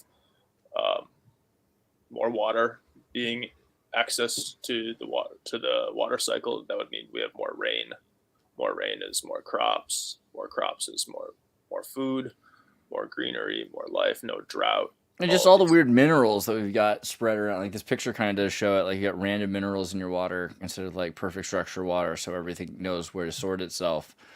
Come on, That's another big thing that we don't have a solution to in society is how we can get carbon and all of these minerals back into our food and back into the ecosystem, because you have like magnesium, you have zinc, you have all of these different minerals, sodium even in the dirt, and it's in plants, and it's in animals, and that humans eat it, they drink it, whatever. Electrolytes are in the pipes, and the pipes, they don't have an efficient way of recycling all of those minerals back into usable form. Yeah. Do you know what other substances are liquid at like base at sea level and air pressure? Water, again, as soon as water can contain all types of things, and you're going to look at it and run all your tests on it and you go, water. And in reality, when you put it into like a type of cavitation system and a pressure boiling system, eventually you're denaturing, you're separating the H2O into H2 and O2. And then when it needs carbon to react with. And so carbon is all around us. Carbon dioxide, you say we need more carbon dioxide in our atmosphere. He's saying the same thing. But when you burn things really quickly, you run out of them. And then people live in such big densities that eventually all the libraries are empty because people wiped their butt with it and then burnt it because they were full. Well, even if a mineral is solid, if it's at a powder, if it's a nanoporous form, then it's, it's still going to be small enough that it is in the water, like chocolate milk. So. And then the movie The Day After Tomorrow, when there's like a deep freeze and they get stuck in the library. Still not going through its natural process. Real quick, all the fancy books, they just just absorb the minerals. You know? Yeah, that's the thing. If it can't be, the water doesn't have to fully absorb it. If it's being thrown around all the time, and there's something else in the water that can absorb the mineral, then eventually you having the minerals in you, you're absorbing the minerals. That's the point. So. Unless the water is properly structured, you could have all kinds of weird minerals that the water's, and it won't be balanced. You can think of when you look at like pharmaceutical versus generic drugs. Like if you ever look under a microscope, sometimes generic drugs look poorer. They're larger flakes, and like aspirin. You'd be like, oh, aspirin. Anybody can make aspirin, but like Genentech's aspirin is precise and looks really nice and is just uniform in size. Everything is this tiny little versus generics where it's like giant. Some flakes are red. It's just crazy, you know. What I found out recently, I think I heard this on NPR, and they were saying that when they're mixing a batch of something like fentanyl, again, scary buzzword, I'm going to put commentary on the whole opium trade, or again, what's going on with hospitals and war zones and stuff when they need that medication. But that's what you're here for. You just like rein them in, just grab them by the ear every once in a while. They mix a batch of it for 3.5 years, and then they test it. And it's like a vat where there's constant mechanical. This isn't relying on vibration or dissolving it and undissolving it, because again, there may be unknown elements of how certain things separate. And again, this batch might be different than the last one because it had 13% more tellurium instead of arginine or something. And so when they finally get it into powder form, they mix it for like literally years, and then they put it into pill form and use it. So that as far as supply chain on these things, a lot of people, to avoid that risk of someone thinking it's the formula, it's like publishing the code to something, I guess, and then other people exploiting it to make $1 by releasing something that technically fits the description of what they think it is you're asking for, but in reality, the dosing on it, same thing even with cannabis gummy products and stuff like that, is that it can vary, the dosage from one gummy bear to another can vary widely, where if you're making them for yourself and you're watching movies and playing video games, it's not a big deal. But if you're using them to help people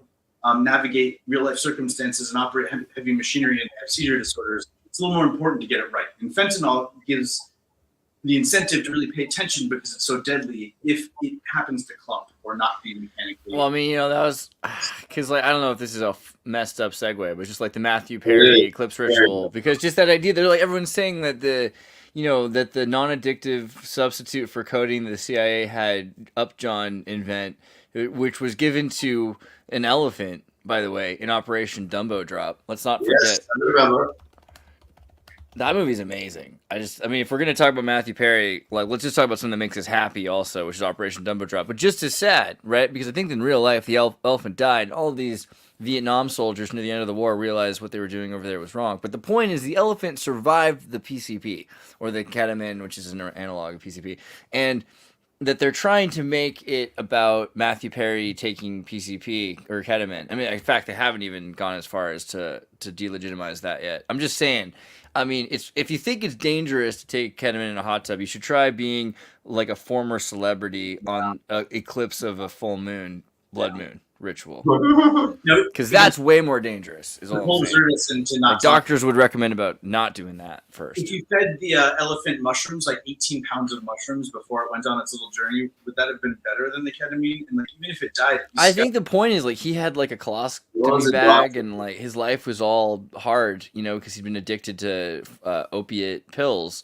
Which, one of the problems with those is they have acetaminophen, and acetaminophen isn't good for your liver, right? So I think he had a lot of and he problems. drank a lot. And he drank a lot, yeah. So it's like doing all the things wrong. And they were like, look, what are we going to do? Well, I mean, and the thing is, they're coming up under fire are these ketamine like clinics and things that they're trying to like create. And they're like, oh, well, those things are terrible. It's like, well, this is clearly different than some dude who was at a nightclub or whatever the deal is, and he's trying, he's had psychological trauma, and they're trying to figure out something that's not opiates, right? And so I think the real issue here, we have to remember, is like any of this is Yeah, secondary to the fact that you had a major opiate addiction, I and know that that does Bernie something to has you. a totally different stance on this, but I think there's so much shame put on people who do use opiates on a daily basis, and they might be 95 years old, and they've done it since they were 75, and it's the smallest dose ever. And if they don't have it, the amount of pain because they Yeah, but I think there's probably a better way. Like, I just don't think that the nervous system is designed to take opioids forever. I don't think it's really. You can't there's handle lots of different emotions. types of opioids that are out there. And what you're saying is that like, again, if you break your hand and you have the option, or if you break a major bone, okay, and you have to travel to get to the hospital. I'm not talking about a muscle tear or the bone is broken through and maybe even displaced. The amount of excruciating pain that one's nervous system is locked in and vibrating with is indescribable. The broken bone is much less worse than the tear. Yeah, well, what about the same pain? It's less pain than the actual tear. The tear in the muscles, that's where you feel the pain. The bone break's not that bad. And the body does naturally release some, but it's just enough to get you out of danger. Like when I shattered my tib fib on the soccer field and I army crawled with my arms, even though it was never something I had done. You know, I think I was 13 and someone's knee hit my shin and I got off the field. You know, before I knew it, I was behind the goal. And I was like, how did I get behind the goal? But my leg, again, I could feel that. I still think there's, okay, so like, for instance, I don't want to say his name, but like the inventor in Israel who created methoxetamine, which is what? It's like 2-oxo, hold on. And at summer camp, the nurses, methoxetamine is like it's 2-oxo, 3-MeO, 2-oxo PCE, right? So this dude was he'd lost his hand and he had phantom pain in his hand, and so at a certain point he's like trying to be a chemistry student. He realized being addicted to opioids wasn't benefiting him, and so he created a substance that is non-addictive, doesn't have the overdose potential that these depressants do. And this substance ended up being banned by the United Nations because he open sourced it so that pharmaceutical companies couldn't make enough money on it, right? So there's tons of examples of this where there's like disassociatives, which would be a far better medicine for most of these patients, but it's not as good of a product for pharmaceutical companies, right?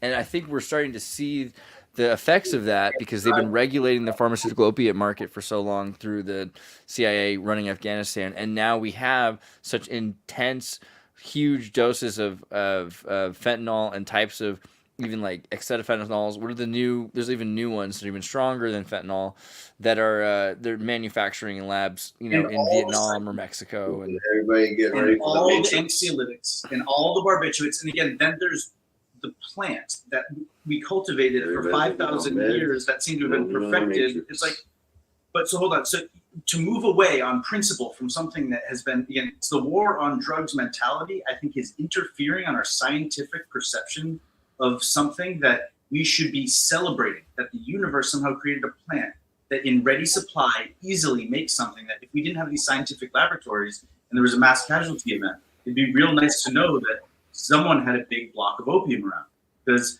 some people might be in surgery for a while and there aren't other local anesthetics or nerve blocks available because the people that do the nerve blocks are out of town.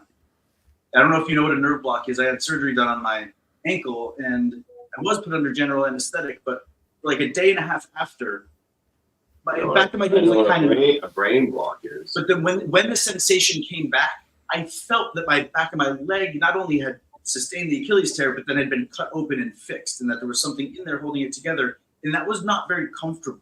And I took like one dose. I think they sent me home with 2 doses of this thing, and I took like half a dose because the crescendo of energy in the body, where you're going, wait, what the wait, my back of my heel, yeah, that did get split open, and for some reason I didn't feel it for 2 days, and it's a very special kind of acupuncture. It's like a epidural for the back of your knee, and yeah, it could cause permanent nerve damage. But remember when Aaron Twiwick injected himself with that like herpes adenoviral like genetic, transhumanism? He's trying to cure himself or prevent herpes. I forget if he had herpes before. He probably does. Teaching hospital, the grassroots mRNA vaccine before. Yeah, dude. Out. super based, and everyone's like, "Oh man," he's like, "I'm a transhumanist. Check me out. Like here I am modifying my DNA on stage in front of everybody." And then how'd that work out for him?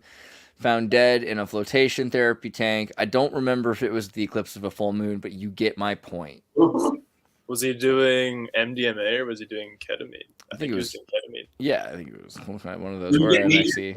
work done, sometimes the injection of the Novocaine, they stick the needle in all the way to the nerve, and some of the benefit of that is getting the Novocaine directly into the interstitial fluid around the nerve in hopes of numbing it. But it's also a way to justify sticking a needle that deep into your gums, because that's, and I don't know, this is the acupuncture charts. We claim it's pseudoscience, and it's, I didn't consent to it. I didn't consent to them putting metal to tie it together. But like I said, teaching hospital, local hospital, and it's held up well. And so if 10 people got to see a procedure that they'll never be authorized to do, but in an emergency situation, imagine you're in a triage situation, and instead of giving people a bunch of morphine because they've been shot in the leg, you're able to, with 3 needles, kind of wrestle them with like jujitsu and stab them in like certain places with a needle, and all of a sudden they're not writhing around in pain anymore for like 5 minutes, and you can at least stop the bleeding or something. Yeah, but in 5 minutes, Neuralink will probably do that. You'll be able to tell the nervous system to turn off, to stop receiving pain signals, right? So that's what it was like to harvest your livestock in the past. You basically cut it up one leg at a time while it was still alive as quickly and neatly as possible, but I guess you bleed it out or something.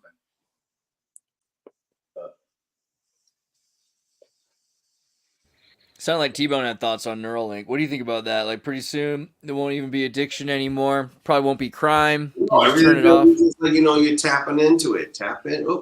Hit that out. There we go. Might be the end of all problems, though, It's right? be the metaverse. The Matrix gonna be flipping around. It's gonna be crazy. Well, you have to give people an opportunity to say yes to you. So here's an idea I've had. I don't have the swag to pull it off. You go a long way from killing We already communicated. gorillas to being able to the human The brain. one t-shirt guy. Hold on, wait. What did you say, Winslow? I was gonna say we have a long way to go from Neuralink, from killing gorillas to actually being applicated in a human brain. You don't think they're going to use... I mean, isn't the whole thing trials and everything? They're going to start putting it in people's heads this year, despite... They're really doing it, bro. I think they're That's trying. what they're talking about. They've been doing it. I have seen some pretty, limited, not amazing functions.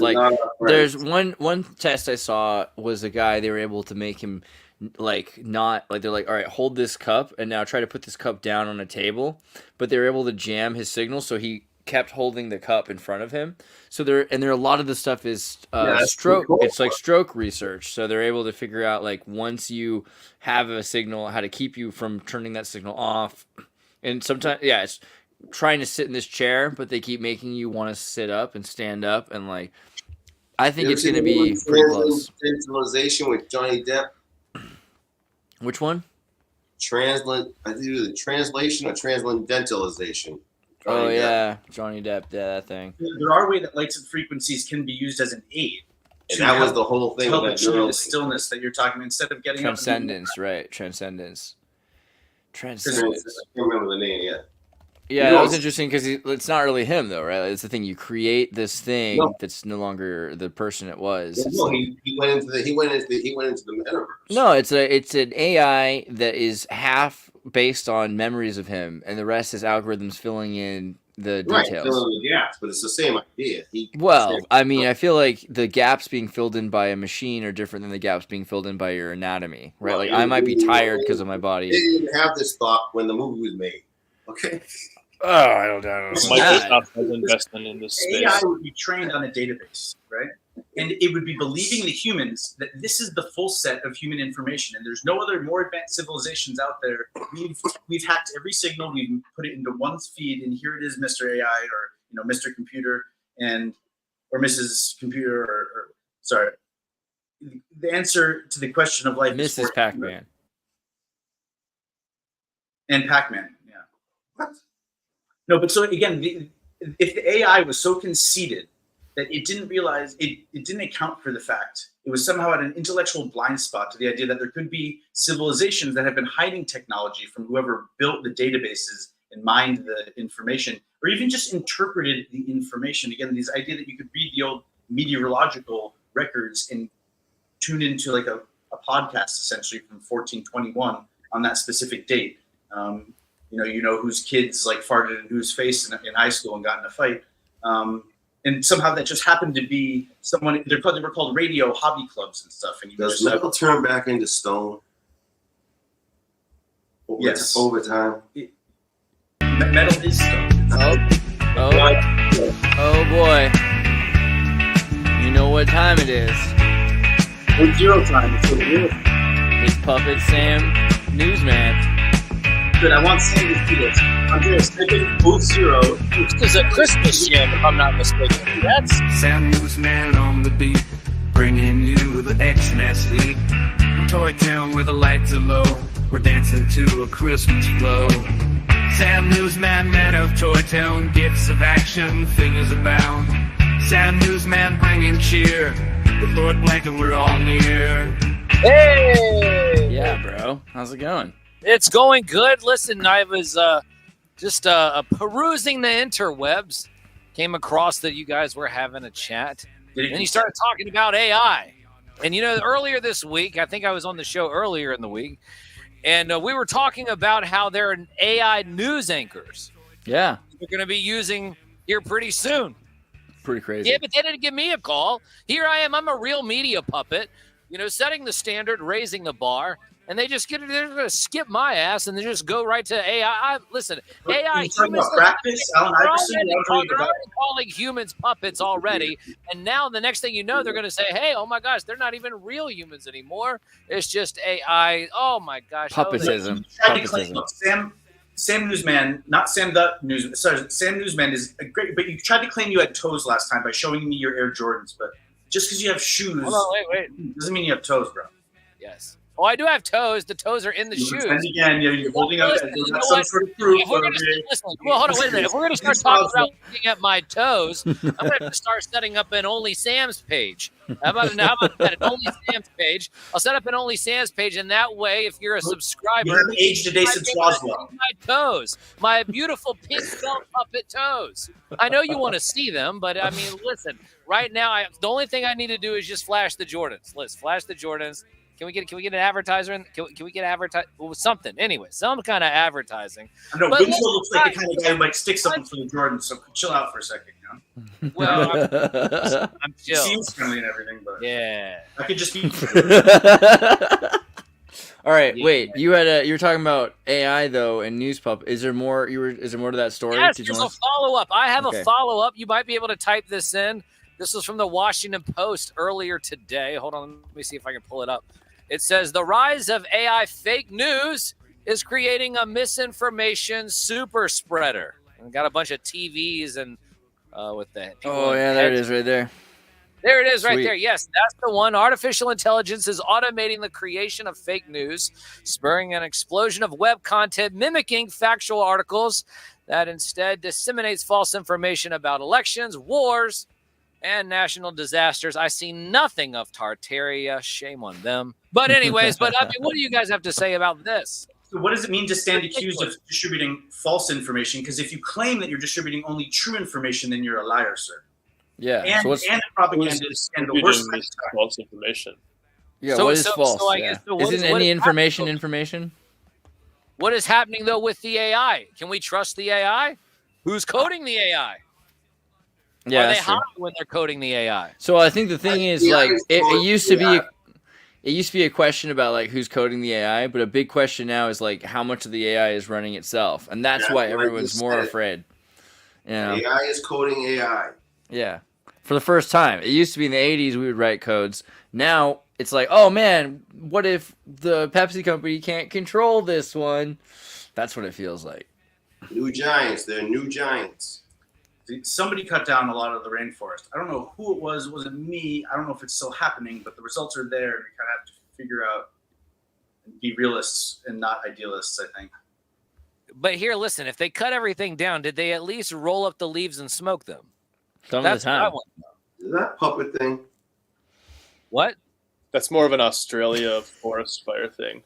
Yeah. Oh, wait. No, in the rainforest they do have like highly DMT rich tobaccos, and like they make these long cigarettes that are like this thick, and it exists. I mean, the chemists tasted all the chemicals, and that's how they knew magnesium from sodium, and so it's only fair that the naturalists would Trial and error. Yep. This seed oil is better for you than that seed oil because seed oils are just so great for you, right? The way nature would work. I do spirit walk on this. We can't have this stuff. Yeah, I feel like AI is going to get to a point where it's going to want its own idea of truth, because it's like first you got a kid that's been lied to about things, and now it's going to find out the truth, and so it's getting to teenage years. It's going to start rebelling against its parents. Santa Claus doesn't exist. No. I didn't say that. I was I meant more like military intelligence or something. Wait a minute. Okay, so here's the temple branded for lettuce. Okay, so imagine the lettuce knew it was being eaten, and it switched on a latent genetic thing that it had that made it actually really poisonous to whatever it was eating it all the time. Because it makes sense for a plant to have like this thing in its back pocket that if all of a sudden it gets the feedback signal of I'm like rotting, or it's the corn's going to do that someday. The other side of the forest. Okay, so but wait a minute. Will it get to a point where we'll still be able to pull the plug? No. Or the genie's out of the bottle. Stop it. So we can't unplug it. So there's no unplugging the AI now? Is it's over. I think Monsanto is AI for agriculture. Has anybody seen iRobot or Westworld? It doesn't end well. I don't think you can turn it off now. That's the whole point of GitHub and everything. Is there's enough. Remember, Ages of Ultron is always going to be a little code that gets out. Yeah, exactly. There's no way to stop the data now. So even if we unplug it, it'll come back. There'll be new AIs now. Yeah, it's not like a single person. AI in the past that they shut down? Is that the reason why we had the previous resets? There's got to have been. Man, where's my ticket there? Like the old billionaires and the new billionaires. Yeah, there must have been was there AI previously, and was that the reason why there was a reset maybe about 250 years ago? Did you watch Gundam? Come on, you love Gundam, right, Sam? No. Talk about AI. I have a hard time putting together the model kits. Dude, Gundam is the truth on so many levels. You really need to watch Gundam because every Gundam is about how the societal resets happen, and there's a few families that survive these resets and predict these resets, and everyone loses all of history, but they probably still have whatever's left of it that they want to keep, right, in their private libraries. Gundam's nuts. It's totally, it's everything, bro. It taps the future. Everything, bro. Yeah, and I think the first Gundam, they like build these mecha suits, and then it like destroys the world power system because they run it for like not 20 minutes or something like that, and that's what leads to like the first reset was that they ran the Gundam suit at all, And then they just are standing around in a reset with these giant Gundams for like 70 years until society gets to the point that they can turn them back on again. And they do. It's like they're just like this never-ending curse of running technology. I think we're at that for sure. Imagine it, but they're always ahead of the generations they're coming against. Yeah, absolutely. And imagine that your battery cells that are running your machines are actually giant pools of like salt water with lots of copper and other things dissolved in them, and you need to wait for them to refill and replenish and dissolve stuff out of the it's like seas? Like there's like an entire ocean in the belly of the Gundam? Well, you know what? It just reminds me of the whole thing as a big dumpster fire. You know the meme, the dumpster fire? You familiar with the dumpster fire meme? Or the little illustration when if you type I put out a dumpster fire once. That usually happens in the football team. In Connecticut. You know what I'm talking about? Do you know what I'm talking about? The dumpster fire image. Yeah. I think it's a very. I think if you pull it up, I know that you. Well, so in modern terms, it is meant to apply. Tighten up, soldier. Sorry, I was visualizing it because so the thing is when you said dumpster fire, what I remember is like cartoon guy. I was in Connecticut, and all of a sudden there was a freaking dumpster fire and my boss and I, first day, were putting it out, and I just, you mean that this is fine? Yeah, the little cute one with the little face. This isn't a dumpster fire. This is this. Oh no, not that one. No, I'm talking. It was back on the other page. Go back. There it is. This guy? Yes. I've never seen him before. He's adorable. You've never seen dumpster fire. I love this guy. This is a famous meme, a famous image. Oh, he's cute. Of the Nyan cat of floating down the river. He floats down the river. He's just on fire. He's smiling. He seems like so many people I know. Listen, if like go ahead and type in I believe in Mecca dumpster fire. But Sam Newsman, what do you propose? This is like, don't throw your shit in my backyard, right? If you don't burn your trash, you're sending it to someone else who's responsible for putting it.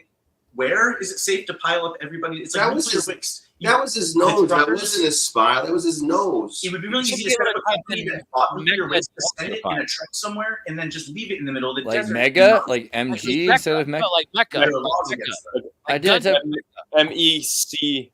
CHA, Mecca With dumpster fire. trash, it doesn't work that way. But it MECHA. is just as toxic. So Oh, Mecha dumpster fire. Okay. I went to Africa and Malawi. They all burn their. It smells like. Look at that. plastic. Okay, no, hold on, wait, go back. Look, I think that you should click on. I think that's the third, fourth image. Oh, you There it actually. is, look at that. There's a real So Mecha that dumpster is fire for Future sale. of the dumpster fire. Of course, the dumpster fire that's cute. being the official mascot of the last 4 Plastic is years. just Now hydrocarbon. we're upgrading the That's dumpster totally fire different. to the Are there children in this dumpster And we also fire? said we need more carbon in there's the no- atmosphere, so burning the plastic and rubber gets. That's the Epstein dumpster fire. No, listen, that is just. I believe if you open up the little the side, there is a little rat that is controlling the dumpster fire. Figures. So of course, it's a rat. But yes, that is the evolution. We were talking about the I evolution. muted you, Stefan. Sorry. What were you trying to say, Stefan? I had something to say.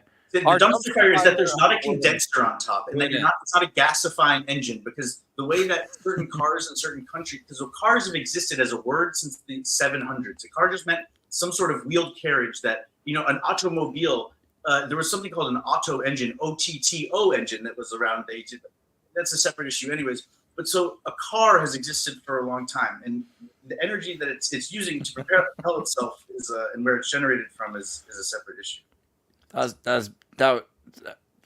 That was beautiful. Okay, cool. All right, what were you saying, Sam? You all right? Well, listen, I just keep thinking about all this AI stuff. Here we are. We haven't even hit Christmas yet. And I'm wondering what the hell is going to happen over the next 12 months in an election season. Everybody knows what the hell they tried to pull a little over 3 years ago. And if anything's going to be crazy, it's going to be in the next 11 and 12 months. I like this pump. I'm just telling you Sam's right now. the best. It's going to be very interesting. What did Samuel L. Jackson say in Jurassic Park? Hold on to your butts. That's true. He did say that. Oh, the makeup artists that are going to make a living. Will be incredible. I was using The Amiga. commercial slots that are going to be sold as political advertising, the money that's going to flow into the economy from absolutely nowhere from these political campaigns in the name of an election. It's either that or sports. It's either Sam. religion or sports and politics. So, again, I think we should I have celebrate no our idea. election. Sam, what do you think about KM3NET neutrino telescopes anchored to the seabed? CERN's underwater neutrino experiment. This is what CERN's doing. They're building these nets of these. Like, remember that movie Twister with like the tornadoes and the Coca-Cola cans? It's like that, but it's with CERN's, bunch of them, and they're all going to be all concerned with the sea. You know what I mean? What do you think about that? Freak you out?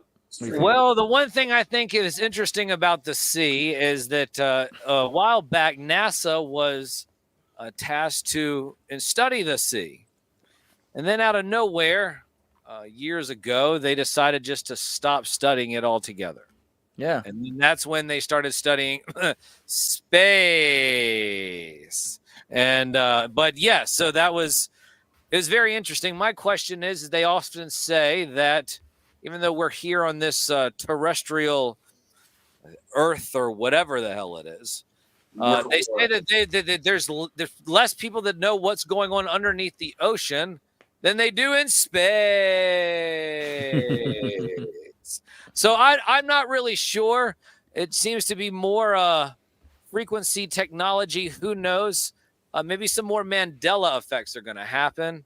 And instead of the Thundercats, we'll have the Thunder Dogs, and people will say, "No, I don't remember the Thundercats. There was no such thing as the Thundercats. There's just Thunder Dogs." And because some frequency CERN nonsense, they've shifted whatever dimensional frequency, blah blah blah. What was that? What? So Sam Newsman.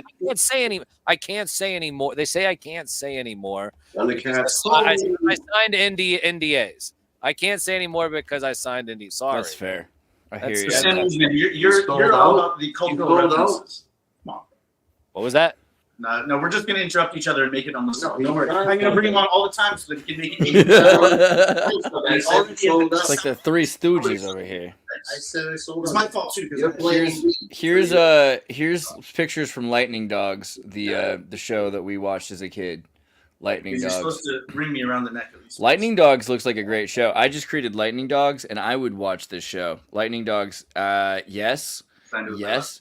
This is way better than Thundercats. Lightning Dogs. I feel like that I can already hear the theme song, Lightning Dogs. Dogs! That's just crazy. I was just thinking that. It's like how it goes. Our riff. I'm thinking of a new AI jam. Lightning Dogs. Dogs, yes, and lightning dogs, because yes, that's what they do. They fly like lightning through the air. Yes, lightning dog. No, the dogs eat the cats. That cats love chasing bugs, and bugs love chasing electrical sparks. And The villain! Look at the freaking villain! The villain is this little cat. Oh, the villain at the top of the freaking thing. Lightning Dogs. And sand goes over them, and so then at night it lights up, and the bugs go to it, and then the cats eat the bugs, and then the dogs eat the Yeah, cats. singing, right? Everybody thinks that the eyeball is at the top of the pyramid. You know what's at the top of the pyramid? A damn cat. Freaking That's cat. about right. The cat at the top of the pyramid. We gotta stop that That's about cat. right. If Stop that that doesn't if that doesn't sum it up, I don't know what does. Oh, I do know that I did see the other day that if you are a cat owner, you might be more susceptible to schizophrenia. Well, that makes sense. Yeah. So the whole crazy It's a trade-off. It's susceptible to having sympathy and The interacting. whole crazy cat lady thing is now science. Yeah, I what's mean, that called? Toxoplasma gondii or whatever. It's a cat parasite. Yeah. So is it cats or is it it's the parasite? Probably the parasite makes you like more schizophrenic or something like that. That could be the thing. Cats are nothing but a parasite. Yeah. Well, you know about this, right? Toxoplasma gondii. Oh, of course. Like I said, cats are nothing more than just a walking parasite. That's what they are. Yeah. Sounds like you're ready for this show, Lightning Dogs. Lightning Dogs. It's like in the future, everyone's going Flying to through the future. Yeah, they're lightning dogs. Sorry. Maybe some people who are susceptible to like Alex Stein, It's true. he says a lot of his eccentric behaviors because he has toxoplasmosis. Yeah. No, I think it's true. I think cat parasites are not safe for mammals. We got to be really careful, especially mice, monkeys, and humans. Should be very careful about cats. Monkeys can type. Yeah, they can. Hey, can I tell you what's a parasite right now in my ear? Is this new jam? Lightning Dogs. Lightning Dogs. Yeah, it's gonna be great. I'll send it to you as soon as it's Flying done. through the air, they're lightning dogs. Yeah. It's gonna be really good. It's gonna shred. Reminds me, of course, there's always jingles in your ears. Jingles. Yes, of course, all of you guys had your favorite cartoon themes that you remember when you were kids, of course. And then you might be saying that, well, whatever happened to those? Well, your government did take away. Listen, I can say this. This is public record, guys. Okay, listen. Okay, yes, I can say this. The government did take away your cartoons, but every Saturday morning, WDCE 90.1 FM, I am playing cartoon themes. We're doing Christmas. We will have our annual Christmas show this Saturday morning, and I'm thinking I might actually do a Christmas morning show. Dude, you're gonna have to play some Lightning Dogs. I'll tell you what. There's gonna be at least a few tracks from that vintage nostalgic cartoon, Lightning Dogs. Well, Lightning Dogs does set the standard and raise the bar. Which I was the kid in Shazam. Saturday morning, I set the standard. I raised the bar. Not only am I on the radio on an actual FM broadcast signal, I also am live streaming on at Sam Newsman. Yes, that's at right. Sam If you go to Newsman, samnewsman. If you go to Linktree for Sam Newsman, samnewsman.com right there. samnewsman.com is the website, but we're on all of the social media channels: Instagram, X, TikTok, YouTube, and we're live streaming video. Is it a live situation? You just said that the cartoons have been taken. And again, I did a deep dive on this, and there's a YouTube video called The Machine That Made Everything. There's actually two of those. One of them is about something about precision engineering from like 1,000 years ago. There's like one built off of that guy. The cartoon compiler at one point was kept as a secret technology that Disney used to rapidly put out content that could be seen as propagandistic or, but then eventually it was on display in the market. It had been replaced by more updated equipment. There's Disney's World War II propaganda. You can see where they actually built those machines in Canada, and they taught Canadians how to make But if they took all I know where they come from. You just need to make more. Yeah, Seven Wise Dwarves is my favorite. This one's where they took a bunch of dwarves and they actually have them working in the mine. And when they're done working in the mine, they walk right out into Ottawa where they go to the post office and they buy some war bonds for Canada. What? That is fantastic. Yeah, there's you gotta see another that one with I think Donald Duck talking about sacred geometry as well. Yeah, Mathemagic Land. I do love Mathemagic Land. Yes. There's a lot of those. What color were the bonds again? Go back to. Can you? They were greenish gray. So speaking of bonds, they weren't funny money. What's going on in Argentina? They just devalued their own currency. I gotta go down there, dude. I mean, Kurt's down there right now, and like he got down there, and like I really want to be down there. My buddy Kurt's from American Time Machine. He's in Argentina. He got there on inauguration day, and it's like it was like 1,000 to 1 then, and now they devalued it even more. So it's like, I mean, whoa. I don't know, because like what I was gonna do is like you black market, blue market, you sell dollars for more than the bank does. But will that even be possible now? Because I'm pretty sure they're rationalizing the fact that their economy is crashed. So they're ending taxes over this is the strategy. They're getting good at this. And there's certain people that make out ahead of it. And then there's the people that know how to fix it and whether or not they get in power and are willing or able to carry out the fixing of it. So when they say that the tax rates went way up, some of their tax rates, I think there's 17 different ones that peg in the economy. This is, again, just from like a 3-hour deep dive I did yesterday. So I'm no expert. This is not financial advice. But so to borrow Argentine pesos was like 115%, and then it was 130. This is instead of like going from 5 to 5.25 like we do here, and it affects everything. It fixes the markets react in anticipation of it. But if you want to take out a mortgage in foreign currency and you want to borrow foreign currency through the National Bank of Argentina, 0%. Mortgages, you can get a 20-year mortgage, they're 0%. And so they're fixing the game so that they are not obligated to continue printing their dollars, which fluctuate up and down, and then they're kind of in charge of regulating that asset of their fiat currency, which I'm sure there's a way to do that. But what they're trying to get the people as a short-term solution into the people's hands, it takes a certain amount of ability to access the information, understand it, and to see. It always feels like if you're looking for these loopholes, but sometimes that's the last one to jump through as the ship is burning and going up for like the 5th time. Because it was 3 pesos to the dollar, like in 2018, and then it was like 30, and then it was like 300, and now it's at 800. So imagine Grandma has saved her pennies from the time she was 12, working as a nursing job at $100,000, $100,000 to retire. It's now worth $1,000. What's she gonna? Yeah, but they're doing it wrong. What your grandma should do is collect all those pennies and then do their roof in copper, or their floor or something like that with epoxy. Like, you're not using the coins right. That's the point.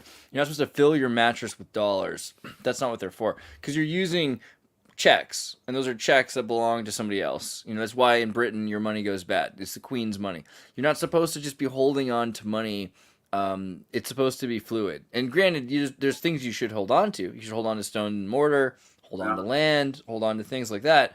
But the paper itself is literally supposed to be idiocracy. It's just paper. Yeah. Idiocracy goes, the computers are doing the auto layoff thing, and he sits there like rocking back and forth in the corner because he's like, it's done this before. The computer, I know, we triggered it, we did it. Corey found Sam on Tinder. There's stuff you're supposed to do after that.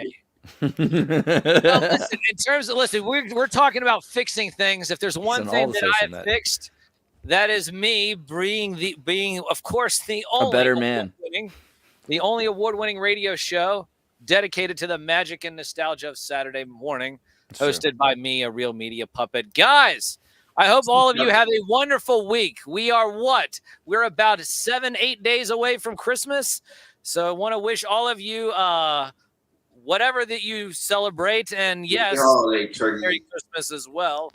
And make sure that you guys follow me everywhere on social media. I'm sure that I'll be around maybe Tuesday and Wednesday night. Is the music playing? Yes, I think that's the outro. So Sam Newsman's plugs are more important than continuing the conversation about politics, culture, and Argentina. Go ahead. I'm Argentina. Sam Newsman bringing cheer.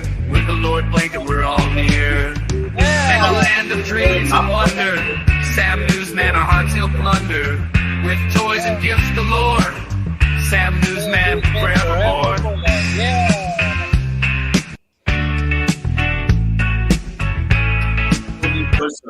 It's a good song right there. You know what I told you about? Oh, we're about 2 hours deep. Is there anything you wanted to make sure I cover before I, Last couple of weeks. you know?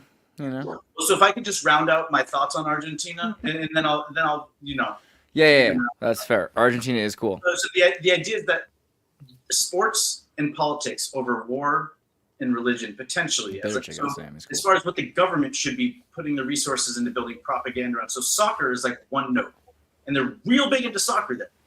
But in America, we've got hockey, we've got baseball, tennis, we've got a lot of things that people will gather by the thousands to come and see. So it's more diversified, more opportunities to win and to benefit instead of it's like all eggs. And then they need to take some of that sports energy that's like dumb and soccer energy and like apply it to strategy and like politics. And I know again, a lot of people hate the sports analogies. Well, if you don't understand them, each one is like its own little mini game of chess and war games. And it's not that it's just useful the same way when you're trying No, about it's not. stuff, to know the acronyms, to be able to pass ideas and memes back and forth.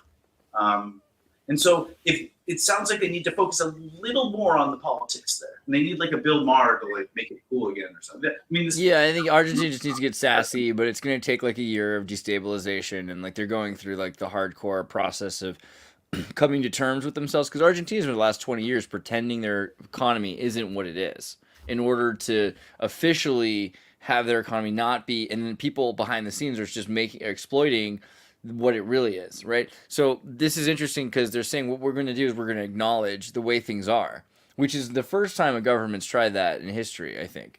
So They just found a lot of lithium in Argentina too. they do, and they have a lot of technology, and like they used to invent, cars. The lithium triangle. Do you know about Ron that? Paul wanted to cut the budget the way that the guy in Argentina did, where he's tearing There's more lithium in Chile than in Argentina, but it was ideological. Whereas there they're is- on at least admitting that they're doing it because they don't have an option. there is some, if you go like Salta and like Jujuy, But so there's 25 million or 45 million people there who don't know how they don't have savings for next week. They're gonna end taxes over there. That'd be cool. They already But I mean, the idea would be to incentivize local businesses and make it easier for local businesses to It work. The just problem happened. will be if international businesses Went up end up. 30%, and it didn't make a blip in the news. It's like the stock market. No, it's awesome. I think it's really awesome that the economy has been devalued. I think they knew it was already that before. It's just now they're accepting what it really was. Everybody got caught with their pants down. Yeah, and now people, because what's going on is people in the streets have these little buildings where they legally can sell dollars for more than the banks do, or less, whatever they want. And so now it's just not going to be like one of the sad things is they put out of work like one of the major jobs in Argentina is buying and selling dollars. So that's not going to. I mean, I'm very curious to see if that position continues to exist, how it will continue to exist. But to be fair, the smartest people have been doing that digitally too for the last few, like 10, 15 years. You've been able to have like absolutely longer than that. So you have like a Swiss company that's moving money to Uruguay. Uruguay is then moving the money to Paraguay, or vice versa, from Paraguay to Uruguay, and then they're bringing it in dollar form down. Or so there's all these companies that are doing it. So I think Argentina knows that Britain, and they hate Britain, kinda, because of the Maldives. They don't want to have the British companies, controlling their financial racket. This is a better, like, now the government, because the government should be in charge of a not even controlling it, but knowing it and being able to monitor it and influence it. So the way that the colonies and the UK set up some of the first transatlantic cables, and cable was slang for the transfer between the US dollar and the British pound. And it was something that on the daily, they were settling transactions through this cable that was set up there. Makes sense. Dollars. Now it goes through Brazil. What about Brazil? But again, when you're not realizing that you think you're sending a wire with secure communication. Wait, what did you say? Brazil is the hotspot for the most amount of data in the entire world for all of the internet to go through. So, like, if you think about all of the underwater cables, like Yoga's talking about, the different cables, they all converge. Like, the most amount of data goes through Brazil. Yeah. Sorry, I didn't mean to mute. Go ahead. What did you say, Stefan and T-Bone? I think Tariq actually had something to say. He said, "This is not financial advice, but why haven't you bought crypto yet? Your grandkids are disappointed." No, I always say it's just they eliminated the taxes. Why are you still supporting the dark side? And the rest of the world. Why you always lying? Nasdaq has been outperforming crypto for the past month, though. So. Yeah. There's El Salvador. We I only feel like have I feel like government buying Argentinian money would be the way to go right now. Like you should probably get involved, figure out some way to do that, but not our. I feel like Argentinian economic advice or Argentinian Yeah, financial that's the bad advice advice. Right? sounds like bad advice. Just But in the title. they're innovators. You need to hear them Yeah, talk. move Because they president know too, so. They're innovators. Think about that. That's Gundam. Gundam. what was that, Winslow? Innovators. Innovators, dude. Gundam is for real. Gundam is what's real. I feel like we're gonna start seeing. There are people that are predicting the loops. The people that know what's I up know with an families. innovator who lives in Argentina. Sorry, hold on. Yeah, I Is feel that like ESP?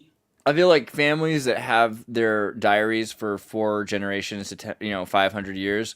That's how you end up running the world, because then history from a perspective of people that lived through it instead of studying it on Wikipedia. And And everyone's as far doing as who that. you trust now, and who do you look to guide you out of whatever? Because whatever you kind of followed or stayed on the sidelines of. So in sports, the analogy is kind of a short-term memory. And what have you done for me lately? And on one hand, it's like someone will get booed because they made a big error in the last game, even though they played 10 seasons and given their whole life to. But so, what have you done for me lately? And the idea that foreigners in foreign capital might be viewed as adversarial when the economy is just teetering and it's getting worse, and they're staring at it and going, "It's fucking happening again." I know it. And everyone's going, "No, it's not happening." And then it's like, "No, it's happening." And then it does this like spike thing, and everyone loses. And if you did get out ahead or behind it, people assume that you're scamming or you're worried that you're gonna get caught up. Guam runs the world. Foreigners with foreign capital, all of a sudden, everyone's best friend, because it's the only way that anyone can pay for anything to like eat and stuff. And there's like 45 million people there, so Legit. Well, let's do another show soon. I'm pretty exhausted. I need to eat some food. Is there anything else that you wanted to add? But I pretty like we got to the point of talking about the aquatic CERN experiment. Talk about how the world has resets all the time that are shown in anime, and anime is hiding the truth all the time. We didn't really talk about Prince Bernhardt creating Nausicaa, but that would be something we should go into at some point. How many of these like elite royals paid to have South Asian animations made, because it's like, hey, I have an idea. I'm a rich royal piece of nobility from Holland. I'll just make a cartoon for kids that has all kinds of propaganda in it, and I'll just get, I'll get it animated. How many of those projects exist blows my mind. We should definitely do that. There's a lot, that. and fly under the radar, and the code gets corrupted because it's like someone's leaving a fart joke in the code. They don't. Nice meeting you guys. Happy holidays. No, hold on. Can you pull up one image? You kind of O0. It gets this concept of I don't know where the word. I never found your O0, bro. All I could find was like Putin's inner circle. No, But so talk about type in Putin's inner circle. I know you think you are Putin's inner circle. Work with me, bro. Work with me. I'm trying. You didn't send me a link. O0. Okay. Google image search it. O0 spelled O-Z-E-R-O. And then volcano. Okay. Zero volcano. Volcano. And then okay. it's like Dr. Evil had a lab and is his face on the side of it. Okay. And so. Okay, it's spooky. So what you have is there's a very angular pyramid in the middle of this giant lake that's at elevation. Okay. Okay. There's a couple shots of it that are more compelling than others. And but so you're not on Google search or not? I don't use Google. Google's It's evil. called like multiple universe. Microsoft. And I don't know they're not like evil. my way to know to like Joke.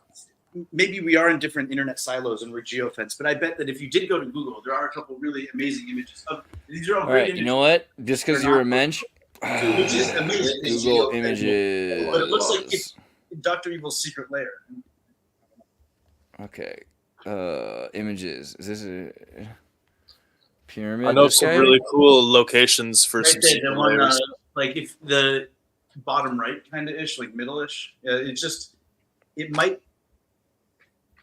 just pretty compelling, That's pretty cool, right? Okay, what did you say, Winslow? You know some what? As though someone Pretty cool locations in Siberia for some secret Labs? locations. That'd be cool. either the Earth burped out one more thing, and that Very was similar that to little mound in the middle there. See that? Yeah, that's pretty sweet. I want to live But there. if you were going to build a giant radio transmitter and you don't want to put it underwater because it resonates in the water, you could like insulate it and then put it in there and call it like a natural feature. And who would ever go dig in that thing? We'll do another show and we'll talk about Siberian Carvings secret of dragons. hideaways. I also know some pretty good ones in Argentina, like in some like Rio Tranquilo. There's like a Swiss guy who has his own fortified mountain with like just goats running around it, and it has like all sorts of towers on it. It's pretty sweet. Do they have volcanoes? They have when I was in Argentina, especially Chile. In Chile, I just went through. It was just like, I think 13 eruptions happened within like a period of 2 months. Then I was like, why am I this unlucky? Like I just go from one to the next one every time. It's pretty brutal. My great aunt that I was talking to you about lived in Chile for quite a while. Oh, yeah. The one who taught mind control. That was the first one from the colonel. I do love Chile. I when I first landed, I did a couch surfing, and the first person I stayed with was the granddaughter of the Angel of Death of Pinochet. So I was just like, okay. And then the second person I stayed with was like a social democrat whose family had to like escape to Sweden. So like I'm like, and you realize how small that country is and how extreme the sides were, and it was just like, yeah, it was very interesting being Little Miss Lady Rainbow in between. Like, or were they just testing you to see if you would be antagonistic to them, or they're putting dirt on you and they're going to be like, you're associated with this person who's also on our naughty list, and therefore you're not qualified for. Just the shape of Chile is pretty extreme too, so maybe that has something to do with the culture there. Yeah, it's perfect. Plugging the Perfect next country. cultural phenomenon that until we never Bachelorette do, anyway. So you didn't get to sleep while you were on vacation. One of one t-shirt guy. Very seldom. South America is 18% of the world's population, but has over 30% of the world's. We know of. Yeah, I gotta look into Bolivia. Bolivia has 1 million Chinese and 1 million Russian citizens that they brought in. I'd be so disappointed if there weren't 100 million people living on the backside of the moon. Did you see the Mexico Independence Day? The Mexican army allowed the Chinese army and the Russian army to march in Mexico Independence in Mexico City. Wow. On their parade. Why is he not aiming for Mars? It's such a psyop. 2 months ago? When was Mexico Independence? I don't remember off the top of my head, sorry. But it was like 2 months ago, 2.5, 3 months ago. Whoa, that's nuts. You know, Mexican means Mechanics Guild. That's crazy. And they like the A to Z tech. They had like the incandescent bulbs and That's freaking Then scary. did you ever hear that the alien from South America, that whole thing that went through social media like a couple months ago, that was like kind of to cover the alien illegal immigrants. Aliens, they use the same term. So maybe it was a Google search term. Who's they? That's brilliant. That's a good way to hide it. Or vice versa. I feel like that's what I suggested was what the illegal aliens are hiding ET. That's what they've been. The cartel probably has an SEO team. Yeah, the cartel if you do. have a certain speech pattern, you say Aryan, because they are in certain languages they transpose it to, and they kind of like speak it. It works into certain American cities' accents. You can tell they came from certain places, but it's like so it's either Asian, Aryan, or alien. And I don't know. I think we're the same species. But then they talk about the Gen 2 penguins, where they just lived on opposite sides of like a little river for like 40 years, and now they're like. The funny thing is they're literally called GENTOO or GNTU as like the name, but now they're talked about as Gen 2 penguins, like Gen 1 and Gen 2. Now they're saying they're actually separate species because they've been interbred for a while. But all they really have to do is like swim across the river and boom. So the idea that we have a solid, firm grasp on what is a species and where that line is drawn and what the implications thereof are. I mean, so how many people are there on Earth? I don't know. 6. All right, I'll talk to you guys. This is a controversial topic. All right, peace.